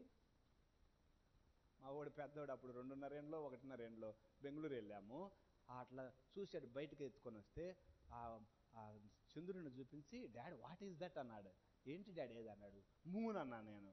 అంటే మూనా, ఓకే, అక్కడ ఎట్లా ఉంది అంటున్నాడు వాడు. అంటే నేను అన్నాను దేవుడు సృష్టించాడు అన్నాను. అంటే వాడు అంటాడు ఎట్లా సృష్టించాడు అంటున్నాడు వాడు. ఇంత స్టోరీ చెప్పాలి వాడికి. హౌ డాడ్ అంటాడు వాడు. ఎట్లా సృష్టించాడు డాడీ దేవుడు ఆ మూనుని అంటాడు. ఇవన్నీ ఏంటి స్టోరీలు, మనము వాళ్ళకు ఆ స్టోరీలను చెప్పాలి వాళ్ళకు. దేవుడు సృష్టించాడు రా, దేవునికి అసాధ్యమైంది ఏముంది, దేవుడికి అసలు ఏమైనా అసాధ్యమా, ఆయనకి మనలాంటి వాడా, ఆయన శక్తిమంతుడు కదా, ఒక మాట అంటే వస్తాయి, మాట అన్నాడు మా అంతే వచ్చేసేస్తే అని చెప్పామనుకోండి, వాడు చిన్నప్పుడే అది నిజమా, దేవుడు మాట అంటే వచ్చేసేది, వాడు వెంటనే అది ఏమైపోద్ది వాడి హృదయంలో, అది హత్తుకొని పోద్ది, అంతేం అది ఫిక్స్ అయిపోద్ది. చిన్నపిల్లల మనసు గమ్ము లాంటిదట, వెంటనే ఊరికి అట్ట అంటించాము ఊరికి అంటుకోపోద్ది. ఏంటి ఊరికి అట్ట అంటించామో ఊరికి అంటుకోపోద్ది, అంతే. బాగా తెలియదండి ఆయన చెప్పాడు, మా సండే స్కూల్ టీచర్ చెప్పారు, మేము అంతే మేము నమ్ముతున్నాం. వాళ్ళు టీచర్ ఏది చెప్తే డాడీ అన్నీ వద్దు మా టీచర్ గారు చెప్పారు అదే నేను నమ్ముతున్నా అంటారా అన్నారా? వాళ్ళు అది ఒక గమ్ము టైప్ అనమాట, జస్ట్ ఏం చెప్తే అది వెంటనే అతుక్కుపోతారనమాట. అది పిల్లలకు మనం అందుకోసం దేవుడు చెప్పేది ఏంటంటే పిల్లలకు చిన్నప్పటి నుంచే బోధించు. పిల్లలకు చిన్నప్పటి నుంచే బోధిస్తే వాళ్ళు పెద్దవాళ్ళు అయినప్పుడు దాని నుండి చక్కగా అసలు చిన్నప్పటి నుంచే బోధించాలి. అది ఒక స్టోరీ, ఇది అవసరం టైం వచ్చింది కాబట్టి చెప్తున్నాను. 12 మంది జీపులు వెళ్తున్నారట, వాళ్ళు అంతా నక్సలైట్లు. 12 మంది, మీరు వినే ఉంటారు ఈ స్టోరీ. నక్సలైట్లు 12 మంది నక్సలైట్లు వెళ్తూ ఉంటుంటే జీపు లోయలో అట్లా టర్నింగ్ తీసుకుంది, ఒక్కసారి లోయలో పడిపోయింది. 11 మంది చచ్చిపోయారు, స్పాట్ డెడ్. రియల్గా జరిగిన స్టోరీ ఇది. స్పాట్ డెడ్ 11 మంది, ఒక్క ఆయన బతికాడు. ఆ ఒక్క ఆయన చిన్నప్పుడు సండే స్కూల్కి వెళ్ళిన ఆయనకు అప్పుడు జ్ఞాపకం వచ్చింది, గాఢాంధకారపు లోయలో నేను సంచరించిన ఏ అపాయంకు నేను భయపడను, నీ దుడ్డుకర నీ దండం నన్ను ఆదరించును అనేటువంటి మాట, కీర్తనలు 23. ఆ మాట గుర్తొచ్చి అయ్యా అని ఏడ్చాడు ఆయన. ఆ లోయలో పడిపోయింది ఆ కారు జీపు. ఆ లోయలో పడినటువంటి ఆ సమయంలో ఆయనకి ఏం గుర్తొచ్చింది? బాల్యంలో నేర్పిన వాక్యము జ్ఞాపకం వచ్చింది. మనము చిన్నప్పుడు నేర్పుతామే పిల్లలను దగ్గర కూర్చోబెట్టుకొని వాళ్ళకి నేర్పేది. ఇంటిలో మనం చాలాసార్లు చేసే మిస్టేక్ ఏమో తెలిసిన, ఊరి మొత్తాన్ని బాగు చేయాలనుకుంటాం, మన ఇంటిని బాగు చేసుకోం.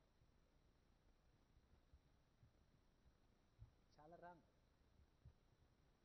దేవుని మహాకృపను బట్టి నేను చెప్పగలను, నా 2 బిడ్డలకు ప్రార్థన చేసుకోవటం నేర్పాను.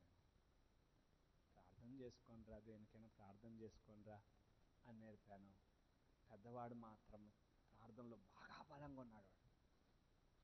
వాడు ప్రార్థనలో ఎంత బలంగా ఉన్నాడో, చిన్నవాడు ఇప్పుడిప్పుడే వస్తున్నాడు. మనం పిల్లలకు దేవుని మాటలు ఆ చిన్న హృదయంలో, పసి హృదయంలో నాటాలంతే. మనము ఇంటిలో వాళ్ళను కూర్చోబెట్టుకొని వారంలో 1 రోజు 2 రోజులు ఇంటికి కేటాయించుకొని కూర్చుని వాళ్ళకి దేవుని వాక్యం నేర్పాలి. నీ దేవుడైన యెహోవా నీ పితరులైన అబ్రహాం, ఇస్సాకు, యాకోబులతో చేసిన ప్రమాణాన్ని బట్టి నిన్ను ఆ దేశంలో ప్రవేశపెట్టి నీవు కట్టని గొప్పవగు మంచి పురములు, నీవు నింపని మంచి ద్రవ్యం చేత నింపబడిన ఇండ్లు, నీవు తవ్వకపోయినను తవ్వబడిన బావులు, నీవు నాటని ద్రాక్ష తోటలు, ఒలీవ తోటలు చూడండి, ఒలీవ తోటలు నీకు ఇచ్చిన తర్వాత నీవు తిని తృప్తి పొందినప్పుడు నీ దాసుల గృహమైన ఐగుప్తులో నుండి నేను రప్పించిన యెహోవాను మరువకుండా నీవు జాగ్రత్త పడము. చూడండి ఎన్నిసార్లు వస్తుందో జాగ్రత్త. నీ దేవుడైన యెహోవాకు భయపడి ఆయన్ను సేవించి ఆయన పేరిట ప్రమాణం చేయాలి. మీరు ఇతర దేవతలను అనగా మీ చుట్టుపక్కల జనముల దేవతలను సేవింపకూడదు. నీ మధ్య నీ దేవుడైన యెహోవా రోషం గల దేవుడు కనుక నీ దేవుడైన యెహోవా కోపం ఒకవేళ నీ మీద రగులుకొని దేశంలో ఉండకుండా నిన్ను నశింపజేయను. విడిచి వచ్చిన ఆ ఐగుప్తును నుండి వచ్చావా, ఇక్కడికి వెళ్తావా, నీవు అన్ని స్వాధీనం చేసుకుంటావు, నీవు కట్టని ఇండ్లు, నాటన ద్రాక్ష ఫలములు అన్ని తింటావా, అప్పుడు మర్చిపోతావేమో, జాగ్రత్త. చూడండి, మనం కట్టనవి, మనము నాటనవి దేవుడు ఇస్తా ఉన్నాడంటే, దేవుడు తన పనికి పిలిచినటువంటి వారి కోసము అన్నీ రెడీ చేస్తూనే ఉన్నాడు. ఆయన తన పని కోసం పిలిచిన వారి కోసము ఆయన అన్నీ రెడీ చేస్తూ ఉన్నాడు. ఒక ఆయనట, ఇది ఎక్కడో విన్నాను నేను, ఒక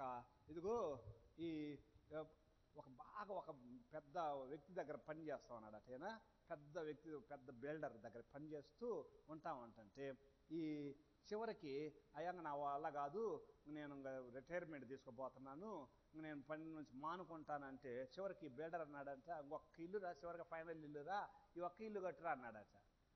సరేలే నా ఒక్క ఇల్లు కట్టి అవి వదిలేటట్లేడని చెప్పేసి ఎట్టబడతట కట్టాడట. సరిగ్గా అట్టకపోయి చివరికి సరే పలానా రోజున ఓపెనింగు, మరి అంతా అయిపోయింది, అప్పచెప్తున్నాను, నేను విశ్రాంతి తీసుకోవాలన్నాడంట. రారా నువ్వు కూడా రా, రోజు ఓపెనింగ్కి రా అంటే, నేను ఎందుకయ్యా, నేను అయిపోయింది, నా పని అయిపోయింది అంటే, కాదులే ఆ రోజు రా అన్నాడట. సరే వెళితే ఆ తర్వాత తాళం నువ్వే తీయరా అన్నాడట. తాళసేయిచ్చి తాళం నువ్వే తీయరా అన్నాడట. తాళం నువ్వే తీయి అంటే, ఏదో నా చేతుల మీదుగా ఓపెనింగ్ చేపిస్తాడు, ఏదో పెద్ద వాళ్ళని మీద చేపించాల్సిందంటే ఈయన తాళం సరే ఓపెన్ చేశాడు. ఇంకా తాళం నువ్వే ఉంచుకోరా అన్నాడట. అంటే తాళం నువ్వే ఉంచుకో అంటే అర్థం ఏంటి? ఇల్లు నీకే రా అన్నాడట.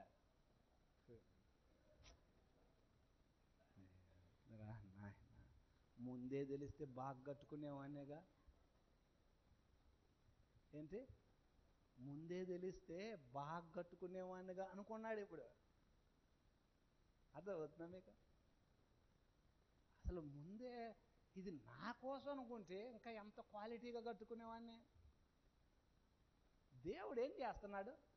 కట్టని ఇండ్లు, పెంచని ద్రాక్ష తోటలు మీకోసం వేరే వాళ్ళతో నేను పెంచేస్తున్నాను, ఇల్లు కడుతున్నారు వాళ్ళు, మీకోసం కడుతున్నారు, మీరు పోయి స్వాధీనం చేసుకోవటమే అంటున్నాడు ఇక్కడ ఇశ్రాయేలీలతో. మీరు పోయి స్వాధీనం చేసుకోవటమే, దానికి ఏం కావాలా? విశ్వాసం అనే తాళపు చెవి కావాలంతే. విశ్వాసం అనే తాళపు చెవి మీ దగ్గర ఉందా, పోండి స్వాధీనం చేసుకోవటమే అంటున్నాడు దేవుడు. ఆ విశ్వాసం ఒక్కటే తాళపు చెవి తీసుకోండి, అది తీసుకుంటే చాలు, ఆ ఒక్క తాళపు చెవి ఉంటే చాలు, మీరు స్వాధీనం చేసుకుంటారు అంటున్నాడు దేవుడు. ఎంత అసలు ఆశీర్వచనాల్లో చూడండి, ఎన్ని ఆశీర్వాదాలు, మీరు మర్చిపోవద్దు అని చెప్పేసి. ఓకే, ఆ తర్వాత తర్వాత అధ్యాయాల్లోకి వస్తే మీరు కొద్దిగా కొన్ని అధ్యాయాలు స్కిప్ చేస్తున్నానండి, కొన్ని అధ్యాయాల మీదనే. ఓకే, మీరు బ్రతికి అభివృద్ధి నందు 8వ అధ్యాయం, యెహోవా మీ పితరులతో ప్రమాణం చేసిన దేశం పోయి దాన్ని స్వాధీనపరుచుకున్నట్లు ఆజ్ఞాపించిన ఆజ్ఞలన్నీ నడుచుకోండి అనేక సార్లు వస్తుంది. ఆ తర్వాత ఇశ్రాయేలు వినుము, నీకంటే గొప్ప బలము గల 9వ అధ్యాయము, ప్రాకారములు గల గొప్ప పట్టణములు స్వాధీనపరచుటకు నేడు నీవు యోర్దాను దాటబోచున్నావు. ఆ ప్రజలు గొప్పవారు, ఉన్నత దేహులు, నీవు ఓకే ఎరిగిన అనాకీయుల వంశస్థులు, అనాకీయులు ఎదుట ఎవరు నిలవగలరు అన్న మాట నీవు విన్నావు కదా, వాళ్ళ ముందు ఎవరు నిలబడలేడురా అనేటువంటి మాట విన్నావు కదా. కాబట్టి నీ దేవుడైన యెహోవా మాట నీవు వింటివి కదా, ఆయనే తానే దహించు అగ్ని వలె నీ ముందర దాటిపోవచ్చున్నాడని నేడు నీవు తెలుసుకొనుము. ఆయన వారిని నశింపజేసి నీ ఎదుట వారిని కోలద్రోయను. చూడండి, ఎవరు నిలబడతారు అనాకీలు ఎదుట? అనాకీలు వచ్చారంటే ఒక్కడ కూడా మిగలరు, రద్దే అంతా అనేటువంటి ఆ నానుడి ఉంది ఆ దేశంలో. అనాకీలు వస్తున్నారంటే ఇంక తట్టుకోలేరు, ఎవడు నిలబడలేడు. కానీ ఎవరి ముందు వెళ్తున్నారంటే ఎక్కడ చూడండి, ఆ మాటలు చూడండి, మాటల యొక్క మాటల వరుస చూడండి జాగ్రత్త. కాబట్టి నీ దేవుడిని యెహోవా తానే దహించు అగ్ని వలె నీ ముందర దాటిపోతున్నాడు. నీ ముందర ఆయన అగ్నిలాగా వెళ్తుంటే అనాకీలు కాదు, వాడు అబరానేయండి దేవుడు. అర్థమైందా? మాటలు క్షమించండి, వేరే అనుకోవద్దు. అనాకీలు కాదు, వాళ్ళ తాత ముత్తాతలు వచ్చినా కానీ, వాళ్ళకంటే మించిన వాళ్ళు వచ్చినా, వాళ్ళు ఎవరే లేదు, మీ ముందే లేదు, ఎవరు దహించు అగ్నిలాగా వెళ్తున్నాడట దేవుడు. దహించు అగ్నిలాగా వెళ్తున్నాడు, ఆయన మీ ముందు వెళ్ళాడంటే దేవుడు ఎంత ఈ ఇశ్రాయేలును నింపుతా ఉన్నాడు మోషే యొక్క మాటల ద్వారా. మీ ముందు వెళ్తున్నాడు దేవుడు, మీరు ఏం భయపడాల్సిన అవసరం లేదు, అసలు మీ ముందు వెళ్తున్నాడు దేవుడు, భయపడవద్దు అని చెప్పేసేసి ఆ మోషే ద్వారా ఈ మాటలన్నీ సెలవేస్తున్నాడు. మీ ముందు వెళ్తున్నాడు, మీరేం భయపడవద్దు. Okay, right. తర్వాత చూడండి కొన్ని మాటలు, ఇంకా 11వ అధ్యాయంలోనికి వచ్చాను నేను. 11వ అధ్యాయంలో, కాబట్టి నీ దేవుడిని యెహోవాను ప్రేమించి ఆయన విధించిన వాటిని అనుసరించి ఆయన కట్టడలు విధులు ఎల్లప్పుడూ గైకొనుము. ఎప్పుడు నీవు గైకొంటా ఉండు. ఓకే, 8వ వచనంలోకి రండి. 11:8, గొప్ప కార్యమంతు మీ కన్నులు చూసినవి కదా, మీరు బలము కలిగి స్వాధీనపరచుటకు నది దాటి వెళుతున్న దేశమందు ప్రవేశించి దాన్ని స్వాధీనపరచుకున్నట్లు దానిని యెహోవా వారికిని వారి సంతానమునకును దయచేసిన మీ పితరులతో ప్రమాణం చేసిన దేశమున పాలు తేనెలు ప్రవహించిన దేశమున దీర్ఘాయుష్మంతునగునట్లు నేను ఈ దినమున మీకు ఆజ్ఞాపించిన ఆజ్ఞలన్నింటినీ గైకొనాలి. పదే పదే ఆ మాట మనం చూస్తాం. ఓకే, ఆ దేశం ఎట్లా ఉంటుందంటున్నాడు? మీరు బయలుదేరి వెళ్ళి ఐగుప్తు దేశం అంటేది కాదు. ఐగుప్తు దేశంలో ఏముంది? ఏ నది ఉంది? నైలు నది ఉంది. అక్కడ నది ఉంది, ఏం పర్లేదు, నీళ్ళు వస్తాయి. ఒక వర్షాలు కురవపోయినా కానీ డ్యామ్ ఉంది కాబట్టి నీళ్ళు వస్తాయి, పంటలు పండుతాయి అనుకుంటున్నారు అక్కడ. ఇది చూడండి, ఇది ఎట్లా ఉందట. అక్కడ నీవు విత్తనములు విత్తి కూర తోటకు నీళ్లు కట్టినట్టు నీ కాళ్ళతో నీ చేలకు నీరు కట్టితివి. కాళ్ళతో మడవలు తిప్పటమే.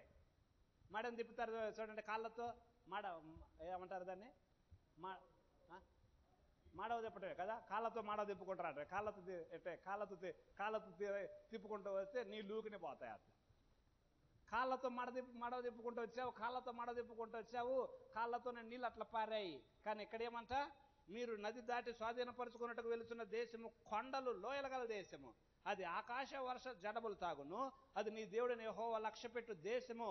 నీ దేవుడిని యెహోవా కన్నులు సంవత్సరాది మొదలుకొని సంవత్సరాంతం వరకు ఎల్లప్పుడూ దాని మీద ఉండు. కాబట్టి పూర్ణ హృదయంతో పూర్ణాత్మతో దేవుడిని యెహోవాను ప్రేమించి ఆయన్ను సేవింపవలెనని నేడు నేను నీకిచ్చు యాజ్ఞలు మీరు జాగ్రత్తగా వినినేళ్ళ మీ దేశంకు వర్షము, తొలకరివాన, కడవరివాన దాని కాలం కురిపించేదను. అందువలన నీవు నీ ధాన్యము, నీ ద్రాక్షరసము, నీ నూనెను కూర్చుకొందువు. మరియు నీవు తిని తృప్తి పొందినట్టు నీ పశువుల కొరకు చేలయందు గడ్డి మొలిపించేదను. మీ హృదయము మాయలలో చిక్కి త్రోవ విడిచి ఇతర దేవతలను పూజించి వాటికి నమస్కరింపకుండా జాగ్రత్త పడండి. అక్కడేం డ్యాములు లేవు, కాళ్ళతో మడవలు తిప్పటం కాదు. ఏంటంట? ఆకాశము నుండి రావాల్సిందే, ఆకాశము నుండి రావాల్సిందే. కాబట్టి ఎప్పుడు ఎటువైపు చూడాలి? వీళ్ళు అటువైపే చూడాలి. మీరు ఎప్పుడు అటువైపు చూడాలి, ఆయన వైపే చూడాలి. జాగ్రత్త జాగ్రత్త అని చెప్తున్నాడు. కాబట్టి ఇశ్రాయేలీలు వాళ్ళు ఎప్పుడు దేవుని మీదనే ఆధారపడేటట్టుగా నైల్ నది ప్రవహించే స్థలంలో, లేకపోతే మెసొపొతేమియా అబ్రహాము బయలుదేరి వచ్చిన ప్రాంతం మెసొపొతేమియా ప్రాంతం, అక్కడ యూఫ్రటీస్ టైగ్రీస్ నదిలో అక్కడ కూడా కాళ్ళతో మడవలు తిప్పుకోవటం. అక్కడ కూడా అదే. 2 స్థలాలను విడిచిపెట్టేసి దేవుడు కొండలు లోయల ప్రాంతానికి ఎందుకు తీసుకొచ్చాడంటే ఏంటి అర్థం? నా మీద ఆధారపడండి. అది ఇశ్రాయేలీయులకు ఏం నేర్పాడో ఈ రోజున సేవకులకు కూడా అదే నేర్పుతున్నాడు. మీరు నా మీద ఆధారపడండి, ప్రతి దానికి నా మీదనే ఆధారపడండి. అదే నేర్పేది దేవుడు. ఓకే, మీ పిల్లలకు మళ్ళా నేర్పు. 19వ వచనంలో ఆ మాటలు ఏమున్నవి మళ్ళీ అక్కడ 12వ అధ్యాయంలో మీరు చూస్తే సెంట్రల్ వర్షిప్ ఇందాక మాట్లాడుకున్నాం కదా. మీకు చూడండి, ఒక 12వ అధ్యాయంలో కొన్ని మాటలు. 2వ వచనం, మీరు స్వాధీనపరచుకొని పోవు జనములు గొప్ప పర్వతముల మీదనేమి, మెట్టల మీదనేమి, పచ్చని చెట్ల కిందనేమి ఎక్కడనైతే తమ దేవతలను పూజించినో ఆ స్థలములన్నింటినీ మీరు బొత్తిగా పాడు చేయాలి. వారి బలిపీఠలు పడదోసి విగ్రహములు పడగొట్టి దేవతా స్తంభాలు అగ్నితో కాల్చి వారి దేవతలను వాటన్నిటిని లేకుండా చేయాలి. ఓకే, చూడండి 5వ వచనం చివరలో మధ్యలో, మీ దేవుడిని యెహోవా మీ సమస్త గోత్రములో తన నామమును స్థాపించుకున్నటకు నివాస స్థానముగా ఏర్పరచుకున్న స్థలమును వెదకి అక్కడికే యాత్రలు చేయుచుండవలెను. ఓకే, అక్కడికే యాత్రలు చేయాలి మీరు. ఇంకా అదే మాట, అక్కడే మీకు చూపించిన ఆ స్థలములోనే మీరు బలులు అర్పించాలి. చూడండి 14వ వచనం, యెహోవా గోత్రములు ఒక దాని యందు ఏర్పరచుకున్న స్థలముననే దహన బలులు అర్పించి నేను మీకు ఆజ్ఞాపిస్తున్న ఆ సమస్తమును అక్కడనే జరిగించవలెను. ఓకే, కాబట్టి దేవుడు కోరుకున్న స్థలములోనే ఆరాధన, లేకపోతే బలి అర్పణలు చేయాలి. నాకు ఇష్టం వచ్చిన చోట నేను చేస్తాను అని చెప్పేసి ఎవరు అట్లా చేయటానికి లేదు. దేవుడు ఒక స్థలము చూపించాడా ఇశ్రాయేలీలకు? ఆ షిలోహు, అప్పటికి షిలోహు.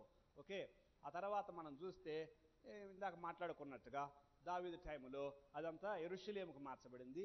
యెరూషలేములో ఆరాధన స్థలాన్ని తర్వాత యెరోబాము వాడికి ఇష్టమైన స్థలంగా మార్చిపడేస్తాడు.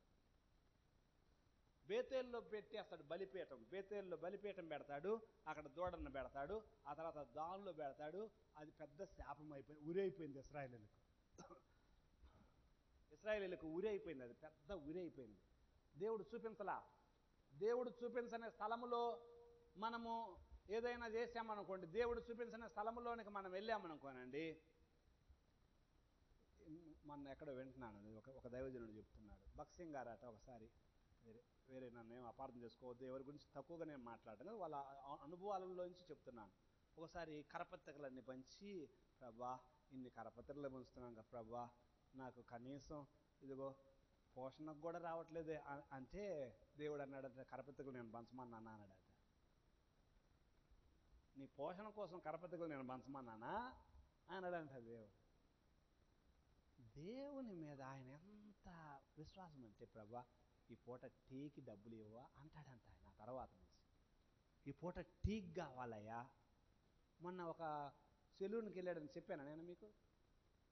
సెలూన్కి ఒకరోజు చెప్పలేదా, ఒక రోజున ప్రార్థన చేసుకుంటుంటే, ప్రభా హెయిర్ కట్ చేయించుకోవాలి ప్రభా, పామ్మంటావా అని అడిగాడంట దేవుణ్ణి. వద్దు ఈరోజు అన్నాడంట దేవుడు. రేపు అన్నాడట. మరుసటి రోజు వెళ్ళాడట. మరుసటి రోజు వెళ్ళి ఆ కుర్చీ మీద ఆయన కూర్చుంటే, ఈ హెయిర్ కట్ చేసి ఉన్నాడుగా ఆయన మంగలి, ఆయన తన బాధలన్నీ చెబుతున్నాడంట. ఆ బాధలన్నీ చెప్పినప్పుడు ఈయన ప్రభు గురించి చెప్పాడట. రక్షణ పొంది ఆ సంఘంలో ముఖ్యమైన సభ్యుడిగా ఆ సెలూన్ వ్యక్తి అయ్యాడట. దేవుని మీద ప్రతి దానికి ఆధారపడటం, ప్రతి దానికి టీ కూడా ప్రభా టీ కావాలా ఈ పూట, టీ కావాలి, కొద్ది టీ పిలుచు ప్రభా అనేవాడట. భక్తి గారు అంతగా దేవుని మీద ఆధారపడి దగ్గర నేర్చుకున్నాడు. ఈరోజు ఇక్కడికి వెళ్ళమంటావా, ఈరోజు ఇక్కడికి వెళ్ళమంటావా, ఆ వ్యక్తికి వెళ్ళమంటావా, ఈ పని చేయమంటావా అని ప్రతి దానికి దేవుని దగ్గర మనము ఆయన దగ్గర కూర్చోవటం నేర్చుకోవాలా. నేర్చుకుంటే ఆయన చూపించే స్థలము, ఆయన చూపించిందే మనం చేయాలి. ఓకే, అవి తర్వాత మిగిలిన భాగం చూద్దాం. బ్రేక్ అయిపోయిన తర్వాత కొంచెం సేపు బ్రేక్ తీసుకుందాం.